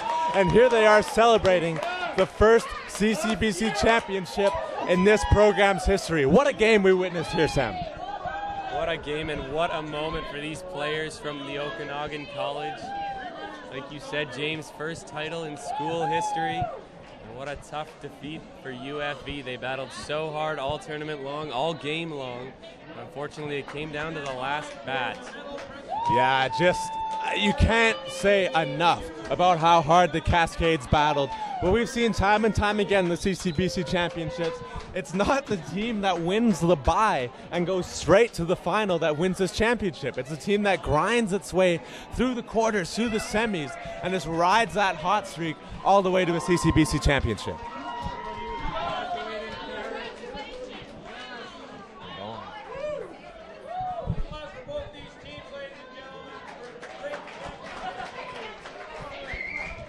So we thank you for tuning in to TRU WolfPack Baseball this entire season and this entire 2018 CCBC Championships. For James Matthews, Sam Neufeld, Cassara Atkins, and Larry Reed, we thank you again for joining us, and have a good night.